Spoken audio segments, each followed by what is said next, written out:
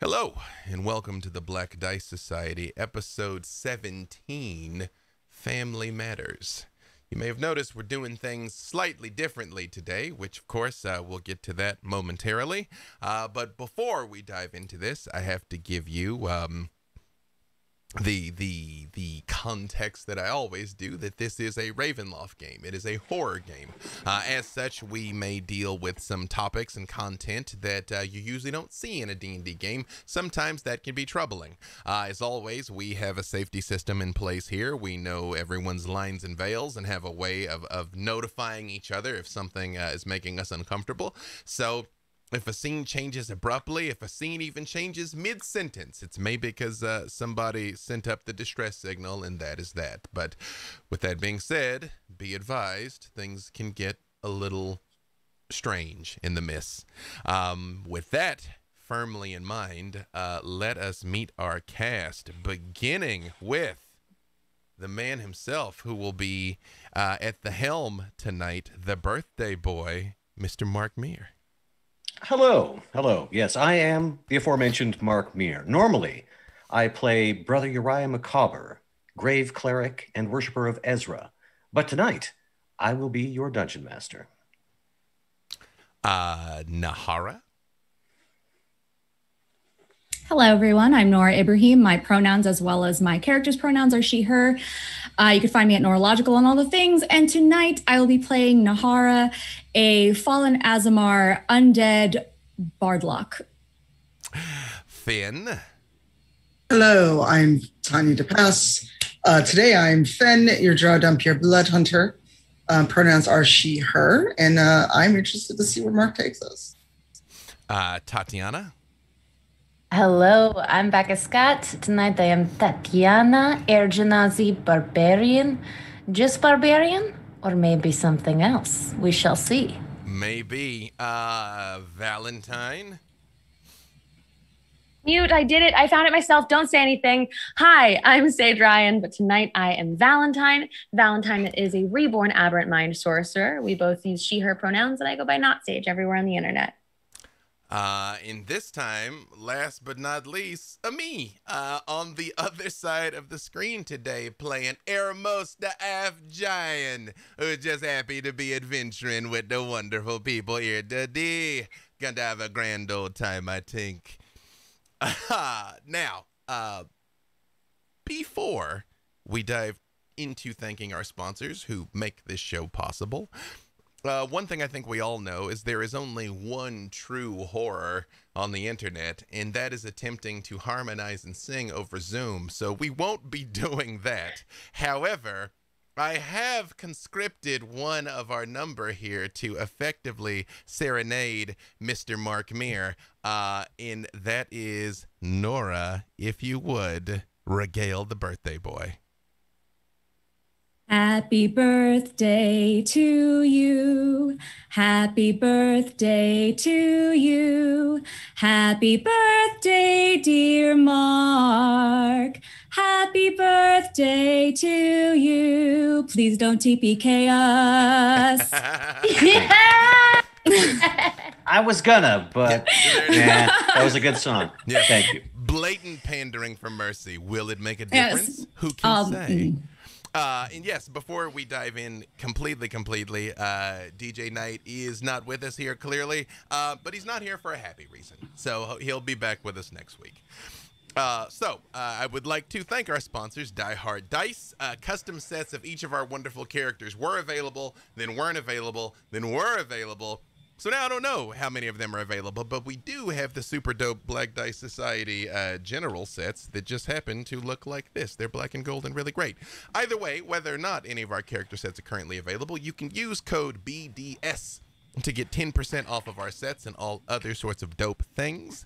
Of course, on our TeePublic store, you can get shirts, masks, pillows, mugs.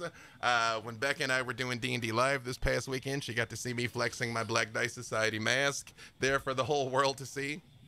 Always be branding.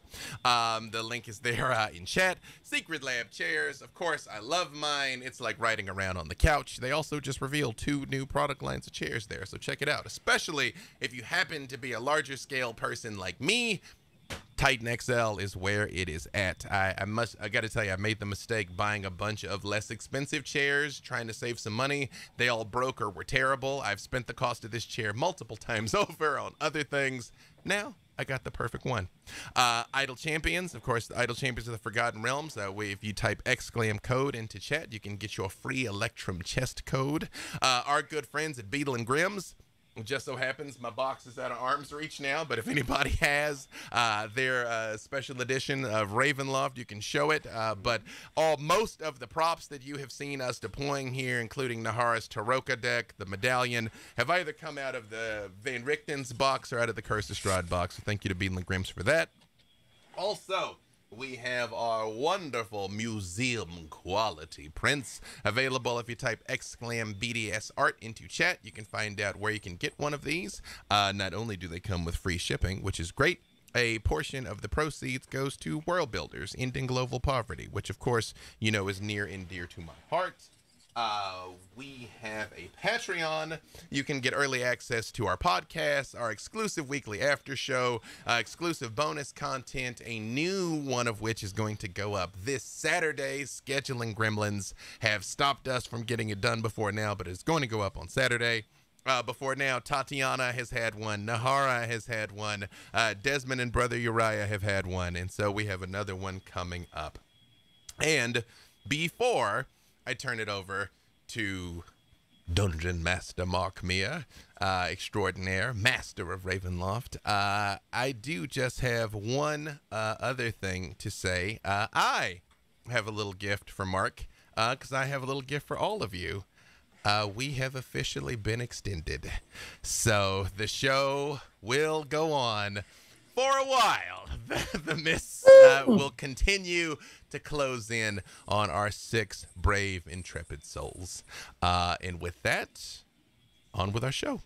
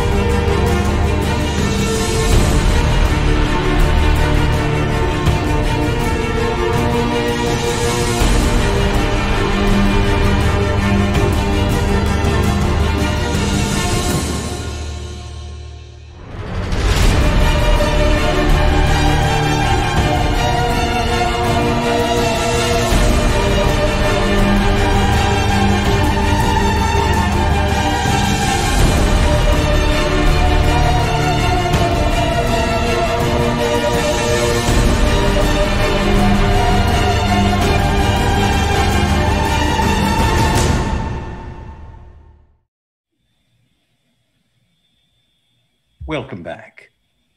Players, the strange events of the previous evening preyed upon your thoughts as you drifted off to sleep. Those of you who do sleep, Nahara and Valentine, of course, sort of stared into the middle distance for a few stretches of the night.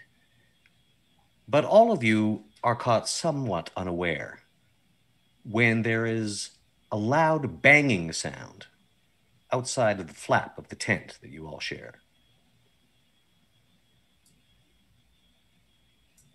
I look over to see if Tatiana's awake from it. Everyone has been startled awake, essentially, because it's actually quite a loud banging. It sounds as though 2 pots are being smashed together fairly forcefully. Loud, metallic, hollow ringing. As Valentine looks at me, I catch her eye and I whisper, "Is it time to fight?" Maybe we should find out. Fen rolls to her feet and has her sword ready to go. I also jumped to my feet. What was that? before anyone can make a move, you hear a voice from outside the tent flap. Everybody decent in there? We can be. Would Fen know who that is? You definitely recognize that fairly distinctive voice. That's the voice of one of the clowns here at the carnival. Bonkers, you believe is his name. Bonkers, what do you want? Oh, hey, Fen. Yeah, I gotta talk to you. Yeah, I see you got bedded down here with your friends last night since Isolde was indisposed. Yeah, listen, no offense. I just wanted to talk to all of you, if that's all right. He's harmless, literally.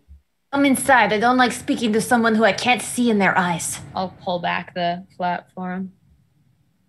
As you're pulling back the flap, 3 large puffy fingers sort of wrap around the edge and also pull it back along with you. Like, oh, hey there. Bonkers, as mentioned, is a clown. And when I say a clown, he is a clown. White face, red nose. Bit runny, the makeup is. And yet there's a quality to it that suggests it's not makeup. You've known Bonkers for some time, and he's been with the carnival for years. There is a bit of an oddity because he only has 3 fingers and a thumb on each hand. And they're all rather thick, puffy looking. Can we help you? Oh, yeah. I was asked to fetch all of you. There's a bit of a problem. I already talked to your buddy Desmond. He's helping us out on the other side of camp, but we need all the eyes we can get. Could you maybe just let us know what we're walking into? Oh, yeah, sure. Yeah, it's late. Sorry, I should have explained right from the outset. It's one of the draft horses, see. We don't know where it went. 2 teams basically got split from a wagon, and one wandered off one way and one wandered off the other way. And, we got most of the roustabouts kind of looking in the woods, not going too far, mind you, but we got a lot of distance to cover. And, since you're guests here and everything, maybe you ought to help out, I'm not saying earn your keep or nothing, just help out. Let me get this straight. You've lost 1 horse and you need a team of ferocious warriors to find it? What we need is pairs of eyeballs, and you all got that, right? Yes, it's just the horse that's missing. It's not any of the party members it's just the horse. Oh, well, your friend Desmond, he went off with some of the fellas. I think that nervous-looking fella, he's still around. And we got dogs, too. You have this very tall man. His name is Ermos. I bet he can see over all the trees in the forest. Oh, yeah. Ermos is on the search. Actually, I was going to send him with you, if that's all right. We love Ermos. Sure. Yeah. Just keep an eye on everybody. Most people in the carnival can take care of themselves, but we know that you're all adventurers, right? That's right. I guess you could say that. Yeah. Maybe not by choice for some. Oh, come on. You're adventurous. Look over there. Leather backpacks, 50-foot lengths of rope. You're adventurous. Well, maybe not Brother Uriah. He's sometimes very scared. Oh, no. He doesn't seem adventurous at all. He's very brave. Sure. I'll take your word for it. No offense. Jeez. Bonkers. It's early in the morning. You couldn't have at least waited till breakfast was served. Yeah. Sorry. I got some jerky or whatnot if you want to take it with you. No. Okay. They're not jerky people. It doesn't seem like anyone's getting back to sleep, and I was up anyway, so sure. Tatiana, no need to be mean.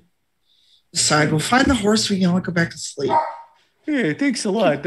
Actually, I think that nervous fellow was talking to Ermos. Should probably go find him, and then, Yeah, they're just that away. And he points with one of his large, puffy fingers. Right, well, how hard can it be to find a horse? Yeah. Right? Yeah, that's right. I'm sure the dogs will send them. Listen, they're kicking up a racket already. They sure are. Yeah. Sure wish my wife was home. But she's not. You are married? Yeah, sure I'm married. What, a clown can't be married? No, it's just... No, it didn't mean anything by it. Tatiana, just stop talking. Okay, well, it's not my fault. He's very strange. Yeah, we're in the carnival. Look what I do for a living. It's kind of a professional need in my case. All right, I'm heading out. Okay. Right then. I follow. As you walk out in the direction that Bonkers pointed, you can see in the distance, quite easily, Eremos and Brother Uriah. They seem to be chatting to one another. Hildy is actually with them as well, but there's a bit of an exchange as you approach, and you can see Hildy being led off by one of the other carnival workers who gives her a large piece of candy. Let me get this straight, man. Explain it to me again. Wait, okay. So, So in the service of Ezra, you deny yourself pleasure, man. What God is going to put all the wonderful things in the world just for you not to have a taste? Oh, well, pleasure is not necessarily to be denied. It's just that it can be sometimes postponed for the greater good. And those of us who must watch over the rest of the flock must sometimes make sacrifices. I'm glad she called on you and not me. Yes. Hello, everyone. What are you doing up so early? What's Hildy doing up? Well, I understand we're helping out. If you would excuse me for just one moment, I've forgotten something in my tent. Eremos, could you and everyone else talk amongst yourselves for just a moment? Yeah, everybody's awake because can't sleep to all that dog racket. Yeah. Certainly. Morning, everyone. Morning, Miss Siege, Miss Tatiana, Miss Nahara, and Miss Finn. Oh, Eremos, when have you ever called me Miss Finn? I'm wearing my proper shirt. I figure I'd do the proper greeting. All right, you got. What were you doing to Brother Uriah? I got nothing but respect for this iron rep beanpole. He's very brave, but I was listening to his life path. It's very different than mine. There, I'm back. Hello, everyone. I'm sorry. I just realized if we're going to go traipsing about, I should probably bring a water skin, yes? We are just going to find a horse, right? Like, just a horse. Yes, of course. Two horses. Yes, of course. Of course. Yes, two horses, actually. I'm seeing Eremos do this, and I'm feeling... could you please elaborate on your... It's just nothing is ever just a horse in a carnival and in the mist, I mean, I'm sure this one time is going to be fine. We go 50 feet past the tree line. We're going to find the horse and be back in time for breakfast, probably. Yeah. Eremos, that clown fellow assured me that it was just a horse and there wasn't anything dangerous about this at all. You see Eremos kind of just plants his mallet down with like a big, boom. I be bringing this with me just the same. Yes, I suppose that's wise. I send a message to Valentine and I'm like, cross-armed. We're both just like, they're sending us. It's not just a horse. It's definitely not just a horse. I knew it. I can't imagine they even have just horses. It's probably something freaky about them, like the clown. Yeah. Hey, this is where I devil live. Horses that This is message. No, it's a secret chat. Message. We're not expendable, Can't just send us whenever they don't to do their dirty work. Well, I certainly hope not. Fen, Eremos, are these horses here at the carnival particularly freaky, as they say? No, they're just big draft horses, and they wandered away. Big thing. They like ear scritches and carrots. I mean, you need a certain emotional stability in an animal that's around some of the more colorful members of the carnival, huh? I suppose so. I wish I could emulate their emotional stability, but Well, let us get underway, shall we? Oh, you're right. We'll have you riding the horse back in no time. He Oh, does. I I would say Eremos leans over to Finn and he's like, maybe a little riding bareback's exactly what he needs, huh? I'm sorry, Elmos. Do I hear actually, this? I didn't actually hear what you said. Why is everyone laughing? No, it's fine. It's fine. Eremos is just, he's Speaking truth. Well, let us get underway then, shall we? You. Maybe you should. And then I beckon Eremos down. I'm like, let me ride on your shoulder. I'll see what my elven eyes can see, or my dumpier eyes. Anytime. Both, really. As you walk in the direction that you've been designated, you note that there are several winding paths through this part of the woods. You're still not quite sure in which domain the carnival now finds itself, but it seems relatively pleasant. A lot like the Falkovnian woods that you walked through before, but full of life. You occasionally see a small animal scampering in the distance, a fox chasing after a hare. But it's not long before you come to a small clearing, natural clearing along the path, where it widens out. A large, flat stone is sitting to one side of the path, and there's a figure seated before it. On the stone itself is a cup of wine and a small piece of leather with a wedge of cheese and an apple sitting on it. And the figure seems to be poring through a book and holding something in its hand, which is rolling back and forth. I'll send a message. Just say, What do you say? pardon, sorry to interrupt, but have you by chance seen a perfectly normal horse around here? I'm afraid I haven't, Valentine, is what you hear in your head. Excuse me? The figure, which was cross-legged, sits up and slides the book into a leather pouch on its side, but it still continues to roll something back and forth in its hands. Do I recognize the voice at all? Make a perception roll.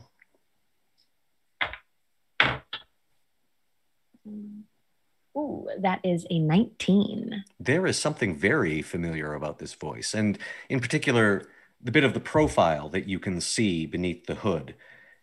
As the figure stands, the hood is pulled back, and you see a man with long hair, a little past his shoulders. Seems to be probably in his 40s or so, but with that perception roll, and in fact, actually everyone make a perception roll.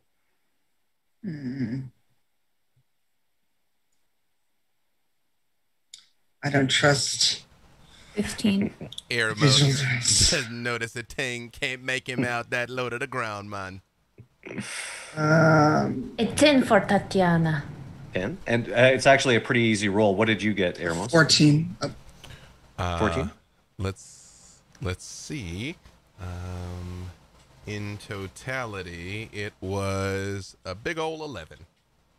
Ah, then even Tatiana and Eremos, as this hood is pulled back, immediately note a very strong resemblance between the figure before you and a person standing amidst your party, Brother Uriah. Well, the figure says, I was wondering how long it would take. I'm sorry, Uriah? Who's the real one? I will kill the other. I should note this figure does appear to be older than Uriah. Uriah? Do you know this guy? I'm not sure. Come now. What? Come now, nephew. Is your memory that short? Nephew, What? Hello, and welcome. I have been waiting a while, as I said, but I am a patient man. And here we all are. He opens his hand, and you see that what he was holding inside of it was a small black cube. Rather than the numbers that this one has, each one has a different symbol. As he looks at it, It rises a few inches off of his palm and begins to rotate. And here we all are. The blood hunter, the barbarian, the warlock, the sorcerer, the priest, and I see your friend the wolf is missing. But perhaps he's sent a surrogate. Almost a half giant, I believe, yes? No one and only man, yeah. Besides bearing an uncanny resemblance to my slim friend here, how might I address you? Forgive me. I am Firan Zalhonen, and as mentioned, I am the uncle of your friend Uriah. Yes, I do recall when I was a very small child, my uncle was wealthy. I thought him a merchant. Well, I suppose your father didn't tell you everything. Why did you do that little thing with your finger when you said father? Never mind, Uriah. There's plenty of time for that. But these are your friends, and you are family. So I step in front of Uriah. And you have very protective friends, I see, and that is good, for these are dangerous lands. Do you know who we are? Well, the answer to that, and to the many other similar questions that I'm sure you're about to have over the course of our time together, the answer to that is I am an archmage, and there is very little that is beyond my power. An archmage? Yes, not just a garden variety wizard, a proper archmage. And I would like to invite you to a luncheon, if you're so inclined. I do understand that you've had some bad culinary luck in recent times, so if you choose not to dine with me, I will of course understand, but what I really seek is the pleasure of all of your company. You said there was an apple in front of him, right? There's an apple and a small wedge of cheese. Eremos reaches out and picks up the apple and just like puts the entire thing in his mouth, like Corin just. Oh, yes. That wasn't the luncheon I spoke of. That was just a little snack. But feel free if one prefers an appetizer. If Hermos and I are coming, you will need more cheese than this. Oh, I assure you, all the cheese you would care to eat. Perhaps even more. I kind of nudged Brother Uriah and just leaned in and whispered, "Do you suppose he knows about the toe?" Perhaps we should not bring that up before we eat. Tatiana, did he say all the cheese we want to eat? I don't know if my ears deceive me or is really true, but if so, we must go to this luncheon. Again, we have been very easily proven to be swayed by food, so before we run into this again, why are you here now? Well, as mentioned, Uriah is my nephew. I haven't seen him in quite some time, and family is very important. Sure. And, well, found family is sometimes just as important or more so, and I believe you're his. Moreover, I will be honest with you. I have a proposition for all of you, a task I need performed, but first, conversation. Pleasant conversation, and, well, how many times does one run into someone who wants one to do something with the promise of payment? I will be willing to pay up front. But as mentioned, conversation. Conversation first and foremost. Pleasant company and fine cheese. What's Brother Uriah's face like right now? Sorry, Ben. He seems a little slack-jawed. He does. Does anyone want to make an insight roll or ask him? Yes. Absolutely.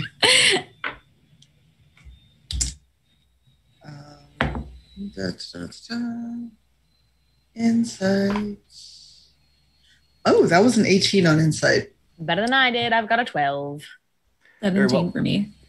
Okay, so and actually, it does kind of make sense because I think Eremos got a 7, so this all seems legit. Like, I was swayed at cheese. You know, if this is the trick, I squash him with the mallet. It's fine. yeah, Eremos's mind is on dairy products and the various permutations thereof. But definitely with those rolls, Tatiana, did you try a roll? Were you attempting? I have a 16. I forgot what for perception. Yes, insight rather. 16. Yeah, then I would say that all of you, probably except for Valentine, maybe you're still trying to suss this guy out. But Uriah was being completely truthful when he said he remembered having a wealthy uncle when he was a kid. Everything that this guy has said so far seems to be the truth. He doesn't seem to be attempting to cloak anything. Then Fen wants to know 2 things. So, Ferran, was it? Yes, Ferran Zalhonen. Ferran Zalhonen. 1, are you the reason we're out here supposedly looking for horses so you could talk to Uriah? I will admit I did engineer that event. I thought it best not to, shall we say, trespass. Did you turn the horse into an apple? No. Okay. Actually, by now, the horses should be safely back with their handlers. And your friend Desmond, well, I didn't foresee that. I'm not omniscient nor omnipotent, just very knowledgeable and very powerful. All right. Once he goes off in the woods, it's hard to get him back. Yeah, he does. You know, he does trust enjoy me. some pressure. Yes, I did wish that Desmond could have been here as well, but... Well, the other thing, do you remember when Uriah was almost lost to the mist as a boy? Yes, I think I know the incident of which you're speaking. Then you know that... Well, I look at Uriah and I'm like, kind of like, do we trust him? Did you tell him? No, I never told him, but as he says, he's apparently an archmage. There is very little that someone with such ability could not discover in time.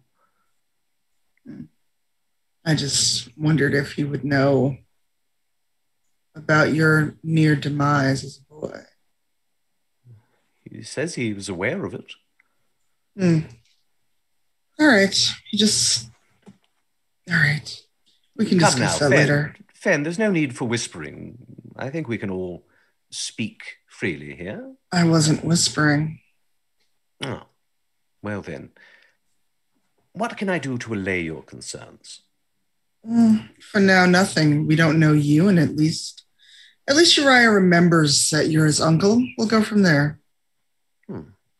That is a place to start. Yes, Hermes. I just think I got a good suggestion so everybody could rest a little easier. The apple, clearly not poison, although my constitution can withstand quite a lot, but I think I got an idea. If this is a trick, Tatiana and I squash him like bug. Yes. Yes, maybe we string him between the horses and you and I run at him in the middle and we squish him. Anyway, we can worry about that if it comes up. Well, you are certainly welcome to make the attempt. And I know this is a bit of a cliche, but if I wanted you dead, you'd all be dust by now. I don't say that to be threatening. I do not say that to be threatening. It's just a statement of fact. So it's more difficult than you'd think. Oh, yes. I'm sure you would acquit yourselves very well. Anyway, shall we make our way to my home? Lead the way. Why, it's just over here. And he gestures. You see there's a slight shimmer in the air. And in the clearing, right along the path, a door appears. Carved wood, actually fairly nice workmanship. And it seemed like it just appeared out of nowhere? Just sort of shimmered into existence. Oh, how did you do that? The answer to that question is Archmage. Right. Yes. I don't mind saying it again. It's just that will usually be the answer. Okay, so now I'm not so sure. If we go in the door, perhaps it leads to a dungeon and there's no way out. It doesn't lead to the dungeon. This particular door leads to a foyer. I'll go first. If it's a trap, you all will know. And I open the door. Hermos, you're so brave. Hermos ducks and opens the door, and beyond it, a very lavishly appointed foyer. Thick carpet on the floor. Suits of armor standing. There's rich tapestries hanging from the walls. When you come out and look around the door, there's the forest. And when you look through the other side of the door, you can just see the back of a door. You're not going to believe this, but it's smaller on the outside. Well, I'm actually quite excited to see this, and I do want to run towards the door. Yeah, I head on in. After I make that point, I go in. So all of you see, if you choose to file through, you essentially see a doorway opening into what seems to be a completely different space, the interior of a rather magnificent mansion. This is incredible. Yes, I do like it myself. Would you believe that all of this is the result of a single spell? Yes, believe it or not, I learned it from an absolute madman in the wilds of Barovia, of all places. In his time, he must have been a brilliant wizard, but little more than a lunatic now. Still, he had his uses. I must admit. Oh, and yes, this is one of his as well. He gestures, and a dog suddenly materializes, glowing. It looks like it's a very handsome dog. It's sort of more the embodiment of the concept of dog. It looks like a Labrador Retriever, the best in show Labrador Retriever, but with a slight glow to it. A very good boy. Yes. Of course, this was one of his, but I put my own spin on it. And as he gestures, the dog splits into two smaller dogs. Last time we had a magical dog, it was definitely a person, and that person caused us a lot of trouble. Can we be assured that this is a dog? Oh, yes. This would have been your time with Janda Sunstar, I believe. Yes, well, rest assured, these are not dogs per se, but more magical constructs embodied with the semblance of dogness. Yes? Oh, yes, but quite an attitude. I know they're just magical constructs, but I am actually quite fond of them both. Do the constructs like tummy rubs? Oh, yes, I'm sure they do. In fact, I know from personal experience. Oh, yes. So if I give them screeches, they will not turn out to be a vampire that's very angry at me and embarrassing? Oh, no, I assure you they are not vampires at all. They're just rather rambunctious is all. Okay, I give screeches. For all I know, I might have to go attend to this and leave you all to talk amongst yourselves again. But we'll see how it goes. In any case, please follow me. He leads you down the foyer into a much larger room. It opens out into a hallway. Paintings line the walls. Everything is very richly appointed. It's even those of you who are familiar with wealth. This Valentine, you are struck by the quality and the taste of all the furnishings. As we walk through, Eremos leans over to Brother Uriah. Hey, you recognize any of the people in these paintings? Is it like your mother, your father, your great-great-grandmother? Most of them seem to be landscapes or... yes, I doesn't really have a family feel. Oh, yes, I should explain that all the furnishings are generated by the spell itself and my imagination, I suppose. I guess I could have had exact duplicates of all of Uriah's family members that he knows of. And, yes, no, this is largely illusionary. These aren't actual heirlooms and whatnot. Both. It maybe would be a cooler spell if you actually took us to your house. Just suggestion for future spells.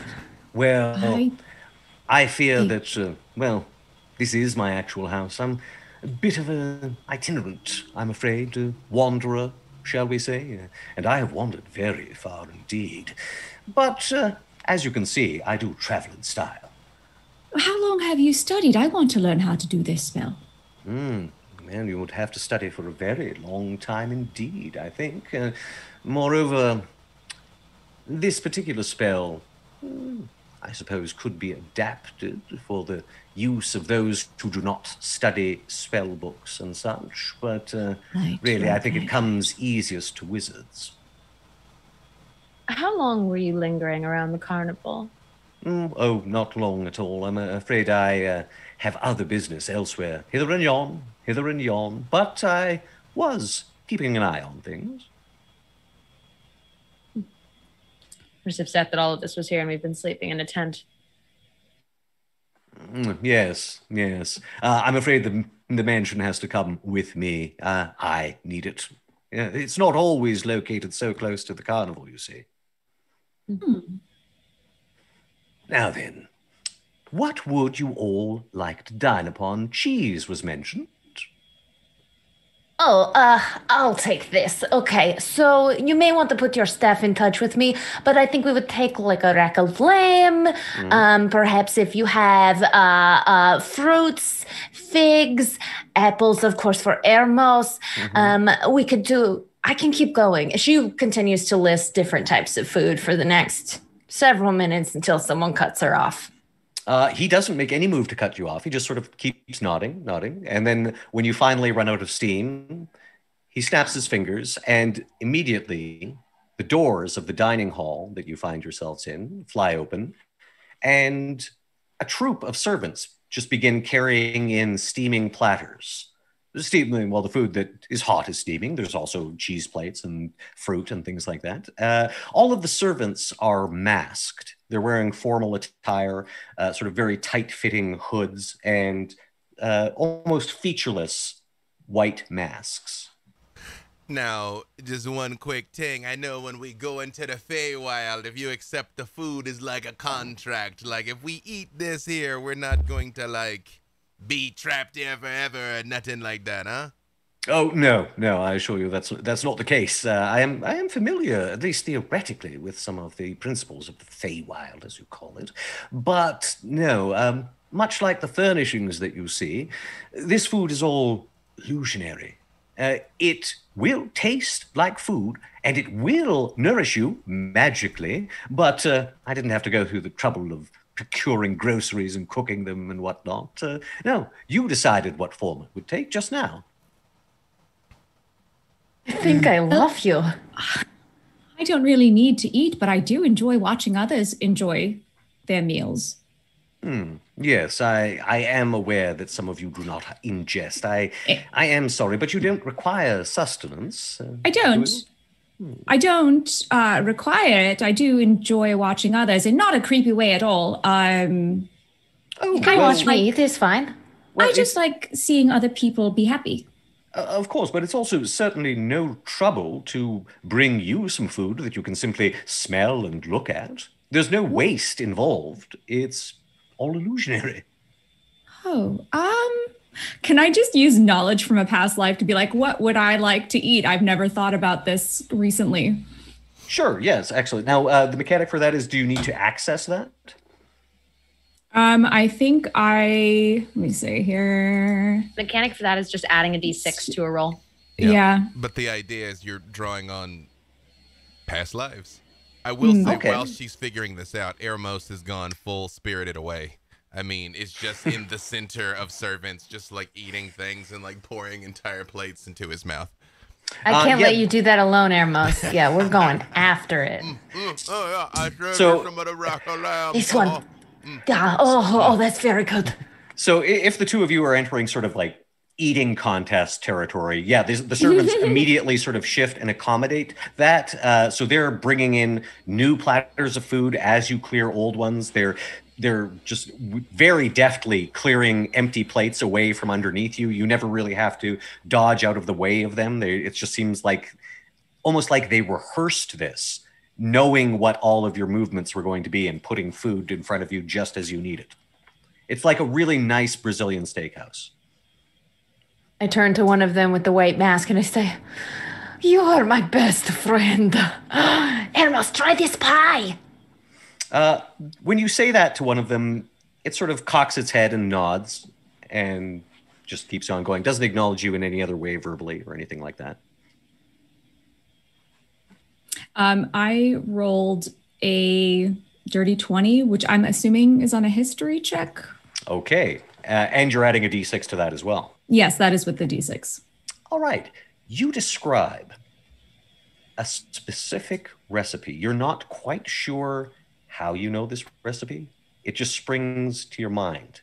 And you can't help but shake the feeling that this is a recipe that, in some life, you may have prepared yourself many times over, because the amount of detail that you go into, exactly when certain ingredients should be added. I'm going to say that it's actually a specific kind of soup, and very spicy, and a list of some fairly exotic ingredients. And as soon as you've finished, another servant walks in with a steaming bowl on a platter and lays it before you. There's no spoon. It's just, but the steam is rising, and it smells. With that natural 20, you've smelled this smell before, and this was one of your favorite meals. How did they do that so quickly? Well, they didn't do anything. They cease to exist once they leave this room. You did it all. Oh. It's, could I don't know. I need a spoon. Oh, yes, of course. You'll see that there's one beside you. There is one beside you now. Oh, goodness. That's, it's going to take me a while to get used to that. Oh, yes, of course. Well, and smells amazing. Yes. So does Valentine, can I get you anything? Oh, no, thank you. You're sure? Very well, of course. I shall not press. And Fen, what would you like? A plate of roast boar and mashed potatoes, I think you call them, and to drink a nice goblet of AB negative. Both of those are absolutely no trouble at all. A servant very swiftly is beside you. You didn't actually see them enter the room. For all you know, it just sort of came into existence beside you, places both of the things that you asked for in front of you, and then very, very deftly moves out of your field of vision. In front of you, the goblet does seem to be filled with blood. I look and stare Uriah right in the eyes as I drink it.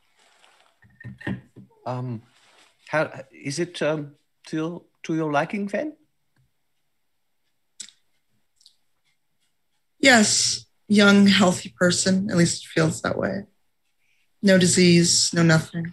Oh, that's very, very specific. It's like, yes, well, that is what Fen wanted, and so that's what Fen got. Now then, Uriah, what about you?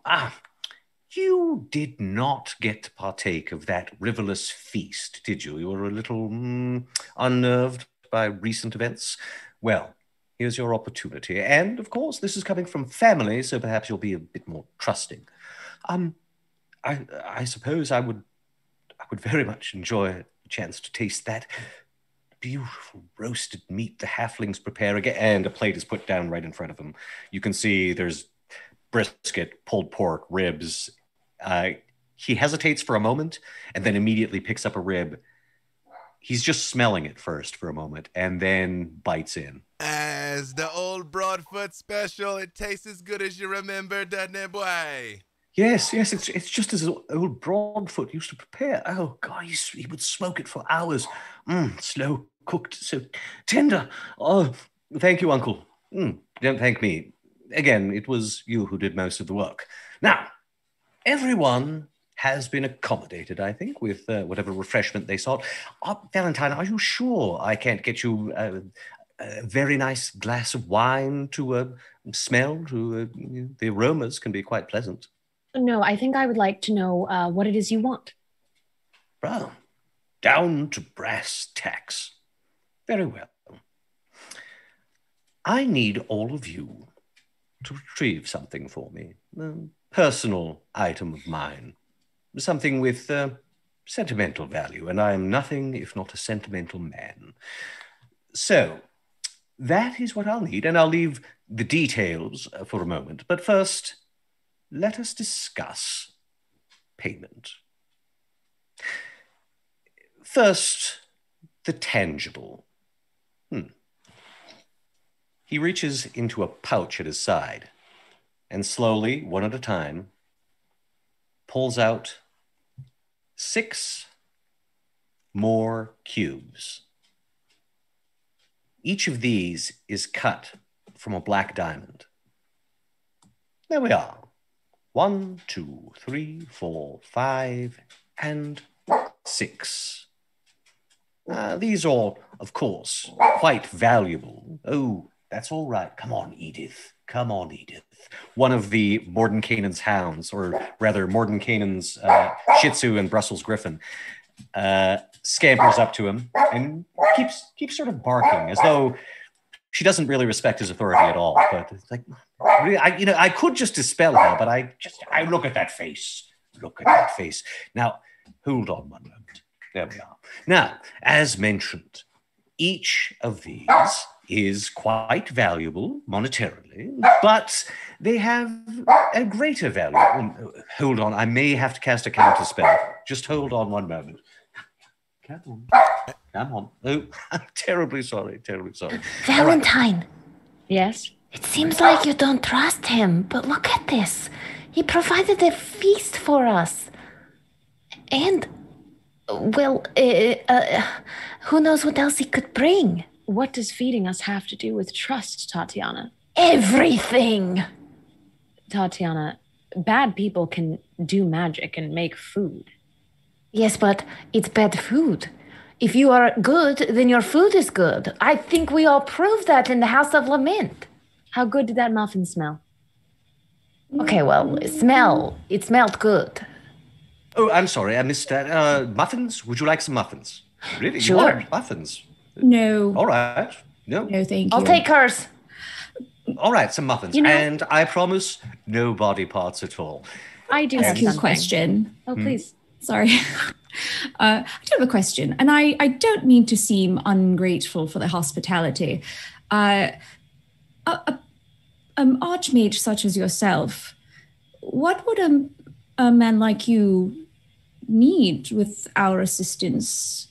I would assume that you are powerful enough to retrieve or this whatever it is that you're asking us to do on your own. Yes, very well said. And I could spin some lie about how I had a tedious task that was beneath me, but it's actually something I cannot do for myself.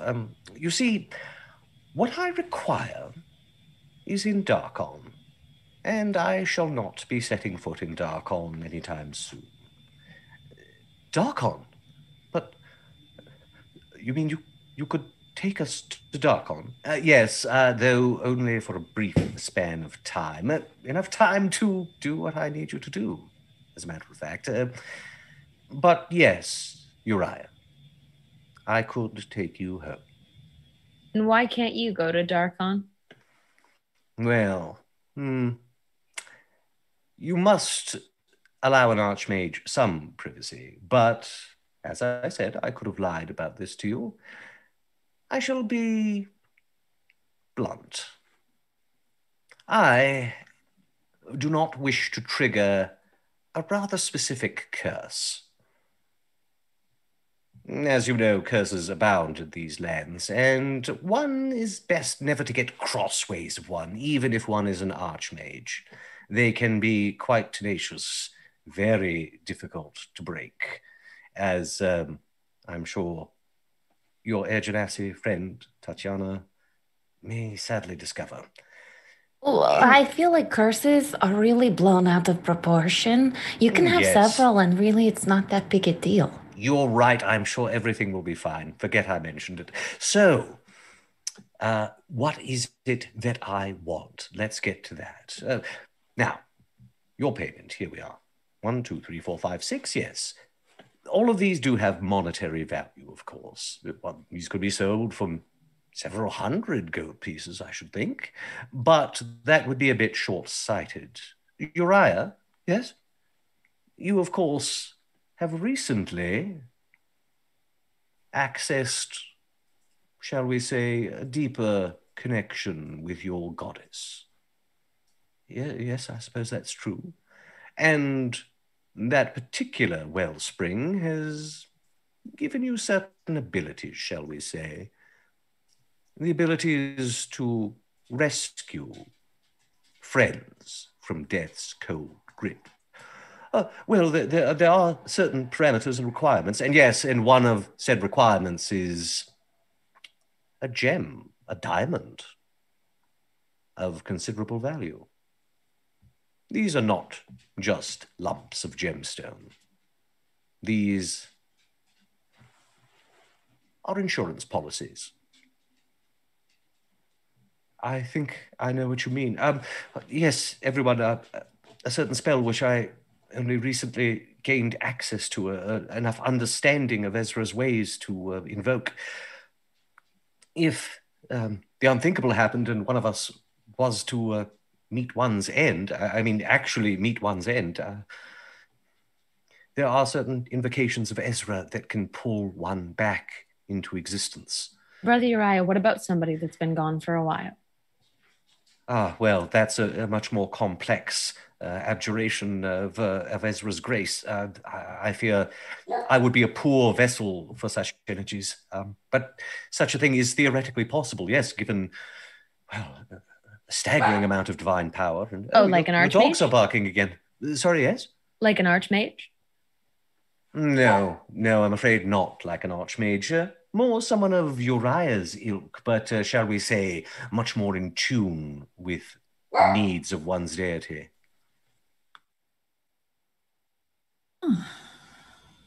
And what about one like me who's not quite, shall we say, on either side of the fence? That is an interesting dilemma, but given the fact that Uriah, if I'm correct, his healing capabilities seem to work on, well, the three of you, I should think that this spell would also function with similar effect. Can I message Uriah and just say, Uriah, do you know of this curse that he speaks of? Have you ever heard of him speak of it? No. Gosh, his dogs really are rambunctious, aren't they? They really are. They really are. They've been given treats. I saw him give them the treat, and they were let out in the yard, and they seem to be asking to do that again. And who can fathom the ways of a magical construct that thinks it's a dog? I don't understand. Yes, but I barely remember him from when I was a child. But he certainly didn't take me into his confidence in terms of curses and whatnot. Right. I just wanted to know if you knew anything. But you trust him, yes? A lot of what he says, I've been trying to see, use what insight I have, but he doesn't appear to be deceptive at all. He seems to be being completely frank with us, which is actually a little unnerving. Being in these lands, once you are shown any kindness, it's a little suspicious. Yes. I did. Actually, let me actually make your eyes roll. I did actually detect that. Well, he wasn't lying. He actually outright said he didn't want to go into it. But yes, there does seem to be some sort of curse. So, hold on, I'm going to. Could you talk to one of the others for a moment? I'll be right back. Sure. We'll see. Eremos sees that Valentine is uneasy, and just sort of like leans down with, pie sort of all over his face, smearing it a little bit, and he says, "Miss Valentine, I think you're right to be apprehensive, but might I share an observation with you?" Sure. This man, for all this power, doesn't want to go back to Darkhan. In my experience in these myths, people don't want to go somewhere for one reason only. They're afraid they can't get back out again. Sorry, what was that, Hermes? No, sorry. I thought you were off engaging with your pets. It's just an experience that I've had in my travels. Is all. About me not being able to get out of Darkon if I go there. Well, I see you've visited these lands before. That really should be a concern of anyone, come to think of it. You've all been very lucky so far to be able to come and go as you please, but I would warn you, you particularly, Nahara, that if a ruler of these lands decides that you will not leave their domain, your mistwalking abilities might find themselves challenged. Challenged? Would they be able to stop? I see. Did you think that you could flit about as you wished? You've mostly been lucky not to capture the full attention of the rulers of these, shall we say, domains. I don't know why we've gotten any attention. Why haven't? Well, you're all rather special, aren't you? Each and every one of you. And believe me when I say you have drawn attention, just not the sort of attention that will put you in immediate peril. You recall Vladiska Drakov, yes? Yes. Well, you left Falkovnia because she allowed it. You entered Falkovnia because she was not actively seeking to bar you. But if either of those were the case, you might not find yourself as mobile as you think. Well, I suppose I understand why you wouldn't want to go to Darkon, because I wish to never step foot in Falkovnia again. Yes, probably wise, given your, shall we say, love of gardening. Seems to be a new hobby. Hold on, how do you know that? Oh, yes, Archmage. Archmage. That explains a lot. I mean, you keep dropping Archmage. Do you understand what it is to be an Archmage, Tatiana? To actually be able to mold reality like it was clay. Oh, well, my fists can do that. Yes. I mean, you all have potential. You just haven't quite reached it yet. The power is there within any who choose to practice the arcane arts. And I think perhaps some of you might reach those lofty heights. But in any case, your payment. First, these gemstones. Second, we mentioned gardening. Nahara, I think you might be interested in this. Again, a small pouch is taken off of his belt. This one is a orange and black velvet drawstring bag. He pulls at the mouth and loosens it. And, yes, I will need a pot of soil. One of the servants brings in a pot of soil, places it down.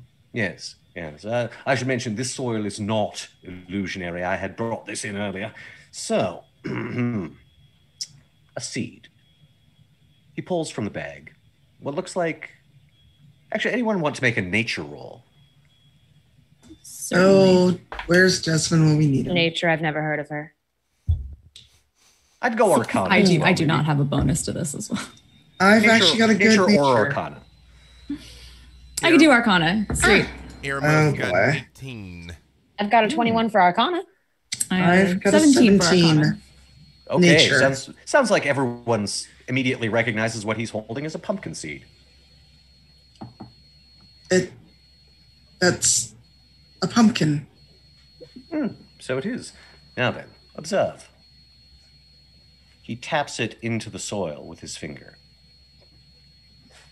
Now, normally this would take a little longer, but I do dabble in a bit of chronomancy. Suddenly, there is sprouting. A pumpkin and leaves suddenly appear out of the earth, suddenly swelling larger and larger, until it gets about a foot, maybe 18 inches in diameter, ripens. And then suddenly a pair of triangular eyes rip themselves open in the pumpkin's flesh. A jagged mouth, smiling, also appears. And the roots and vines of the pumpkin form themselves into sort of strange body, which rips itself free of the pot, stands on the table. It stands about 2 feet high or so. And it looks like a little effigy of a humanoid with a pumpkin for a head, which glows from inside with an unearthly light. Yes, marvelous, isn't it?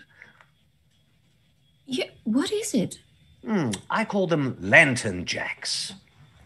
Lantern jacks. Lantern, as in lantern with light, like lantern jacks. Yes. I see. Now then, these are rather remarkable. I wish I could take credit for the development, but I sort of stumbled across them more than anything else. I suppose I could spare, shall we say, 6 seeds? Here we are. He pulls forth another little smaller bag and tucks the seeds inside of it. Now then, you'll normally need at least an hour for these to sprout. And this comes with a very strict caveat. You may depend upon the services of these adorable little things for 1 night safely. At the end of that night, you must destroy them. Destroy them? Yes. The soil of these lands bears... I was going to say a taint, but you've all had that experience with Uriah, so I'm going to avoid that. And there is a stain upon the soil of these lands. Down, Edith.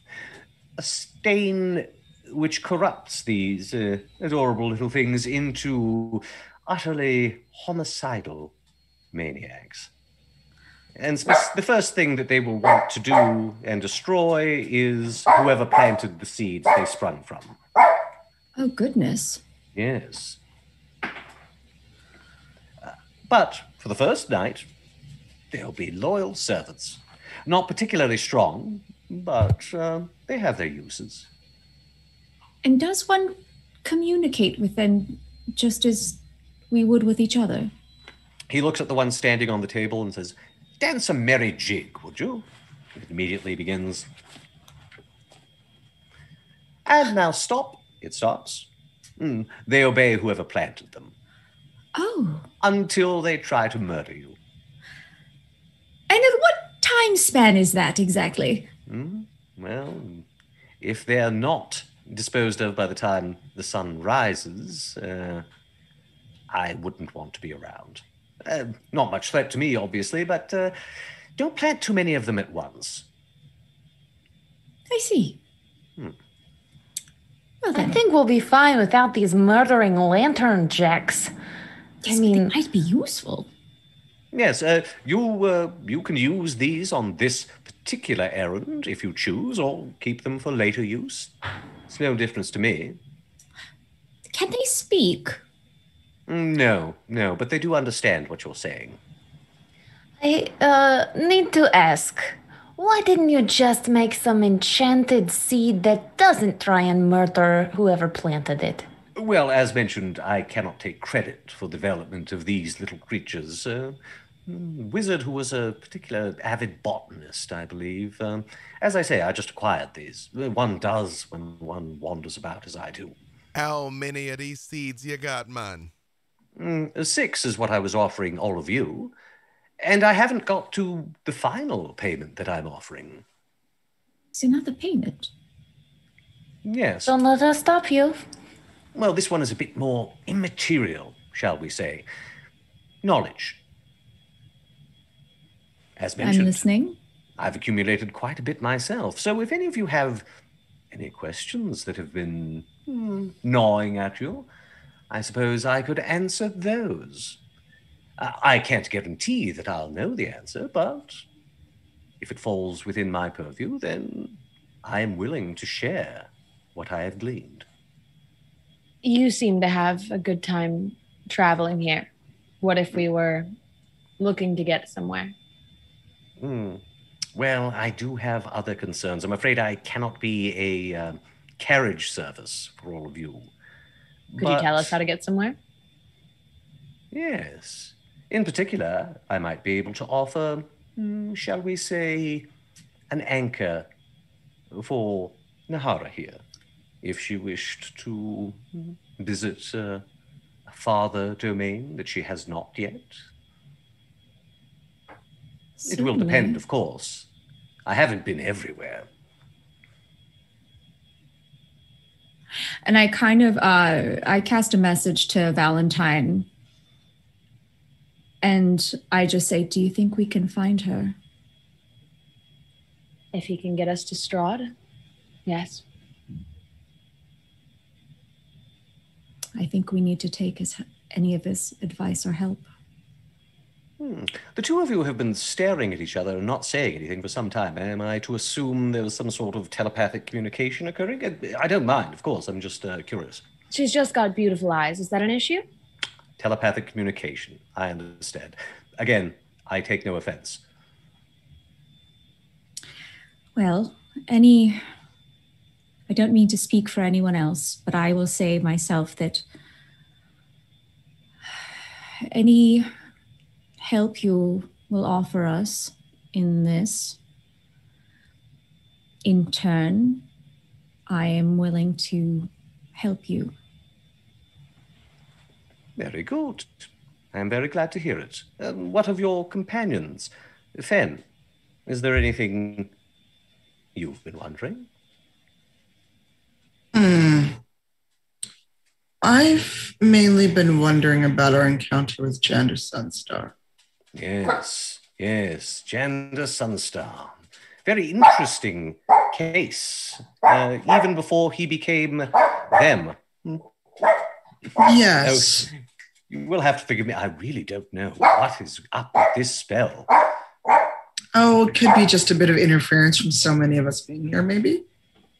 Possibly. They might be mad that we chewed up all their bones, Tatiana. It's very true. I mean, it's not their mealtime yet, and they've been given several treats, so bribery doesn't seem to be working. But is there a question that you had specifically? Well, 2, if I can be so bold. 1, how are there so many of you? And the other... Yes. You cut out. Yes. Could he actually have granted me his promise to make me fully mortal or fully a vampire? Well, both of those are actually linked. Would you excuse me for just one moment? Sure. Thank you. I'll be right back. Sure. Do you think his dogs can sense the undead? Oh, maybe. What it is. It's maybe Desmond's outside and they're picking up the wolf scent. You know, maybe he's looking for everybody, and that's what's like another bigger dog's outside, huh? We should find a way to communicate to Desmond that we're going. I know he's still out looking for the horse, but we should let him know. Dreadfully sorry about that. Dreadfully sorry. Just there does seem to be some sort of interference. If I didn't know better, I'd swear that these magical constructs are gaining some sort of sentience. I will say when you mentioned letting Desmond know, Irmos produces a note In your hand, Valentine, this says, went on a foolish rescue mission into the mist. Be right back, probably. Didn't want to interrupt your brunch, Valentine and such. Very eloquent note there. I did deliver it, but I took it back afterwards because it gave me a chuckle. That's what we do. I'm sure he'll be used to it by now, at least. Now then, Fen, what was it you were wondering about gender? Oh, yes. How are there so many of him? And is it possible that he could have fulfilled his promise? Well, the answers are linked. You no doubt are aware already of something called the apparatus. Yes. Currently, I believe it is located in Lamortia. An amazing device, to be sure. Its origins are somewhat shrouded in the mists, as they say. But some would have one believe that two rather fierce enemies collaborated in its construction. Moreover, the apparatus has the ability to separate aspects of a being, or combine aspects of two different beings. In your friend Mr. Sunstar's case, well, he thought he might be able to purge himself of what he regards as his undead burden. It didn't really work out that way.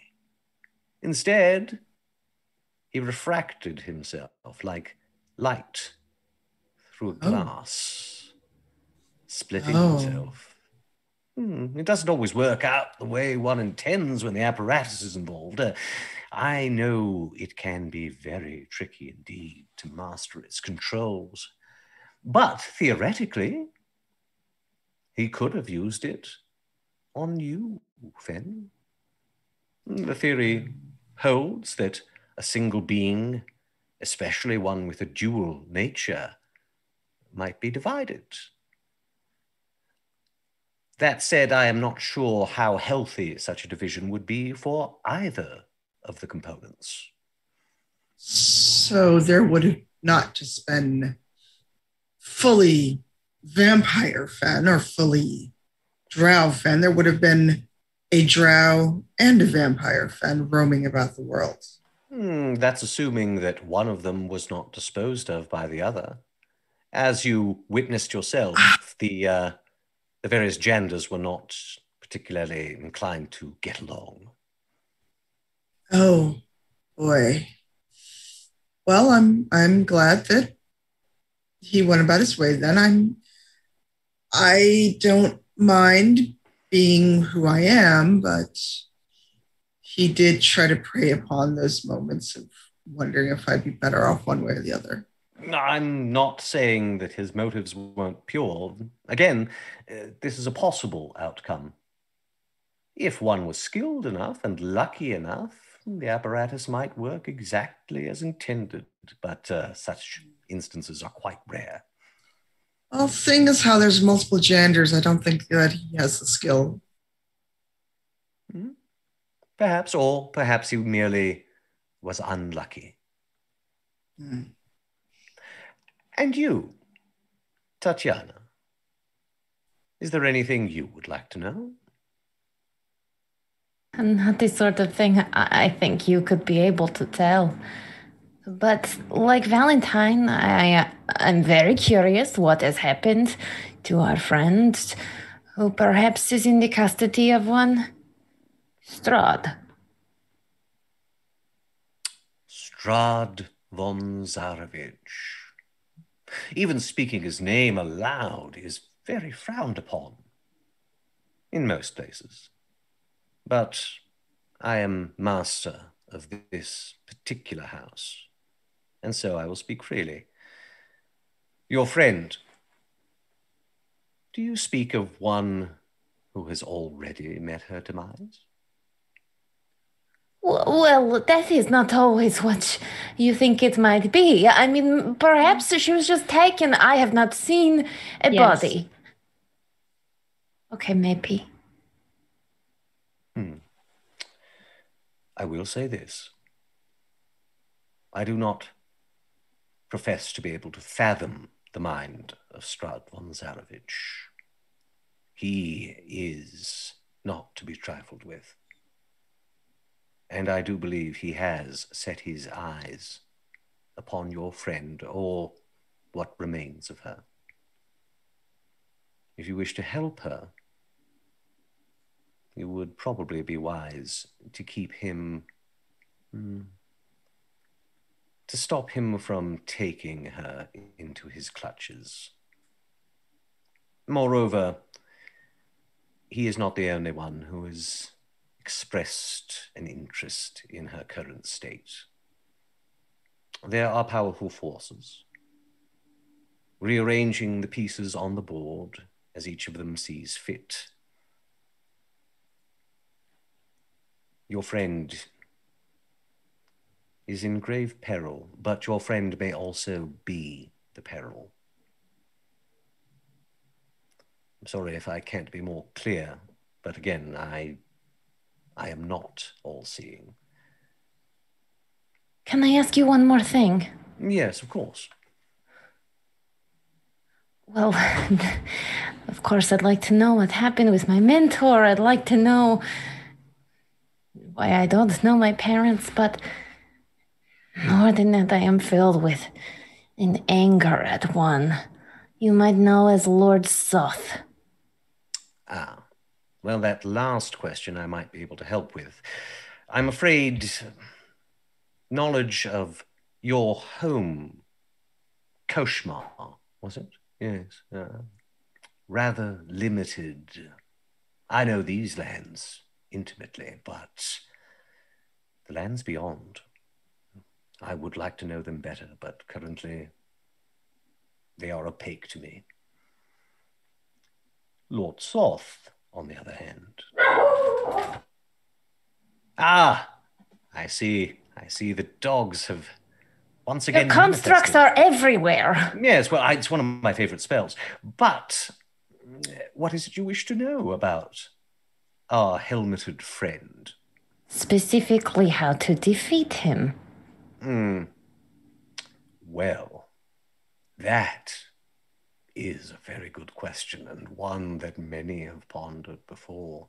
You see, none successfully have. The only one who's really ever defeated him is himself. And he has his current sorry state to blame for that. Right. His sad song. Oh, you've heard it then? It plays when I sleep sometimes. Yes, for he's marked you, hasn't he? In some ways, that could be considered a great honor. I already know the answer is Archmage, but how do you know all these things? It's Never mind. Archmage. Yes, he has marked you, and one day, a day of his choosing, he will claim you, or at least make the attempt.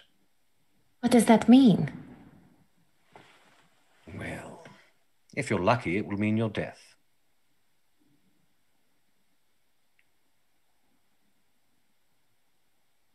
I will kill him first. I certainly hope so. But I I suppose have that's... one more question. Sorry, who did? I do. Yes. Strahd has expressed an interest in me. Why? Well, you actually quite flummoxed him, I think, Nahara. He thought he had everything lined up, going his way. But then, you turned your back on him, didn't you? What? It was unexpected, I must say. I don't understand. Well, I'm speaking of the pact which you struck with your new patron. New patron. One known fairly well to certain members of your party. He's looking directly at Uriah. Yes, I know who you speak of, but why? Why? Why would he be so... Why would that upset him concerning me? Do you not know? My dear,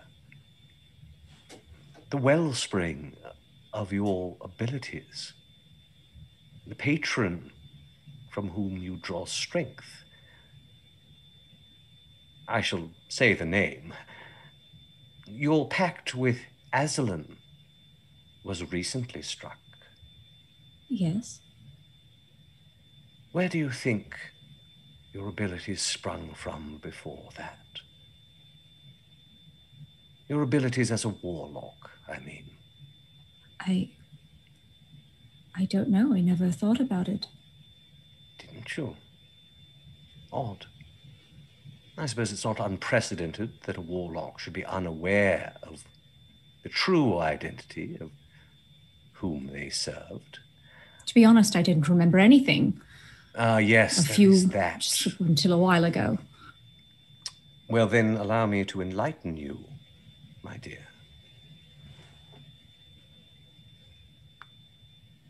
The source that you turned your back on when you embraced Aslan's offer was Vanzarovich himself. He was your patron, but no longer. Now you have bound yourself to his most hated enemy.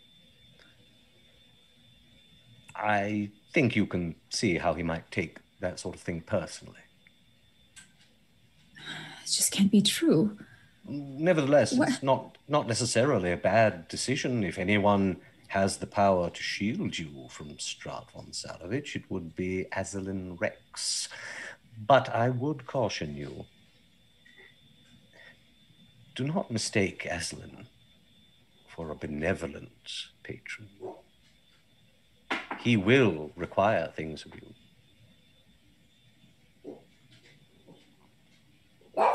I have not underestimated him. Good. I'm sure you haven't, and forgive me for implying otherwise. But is there anything else? Yes, I'd like to know about this toe.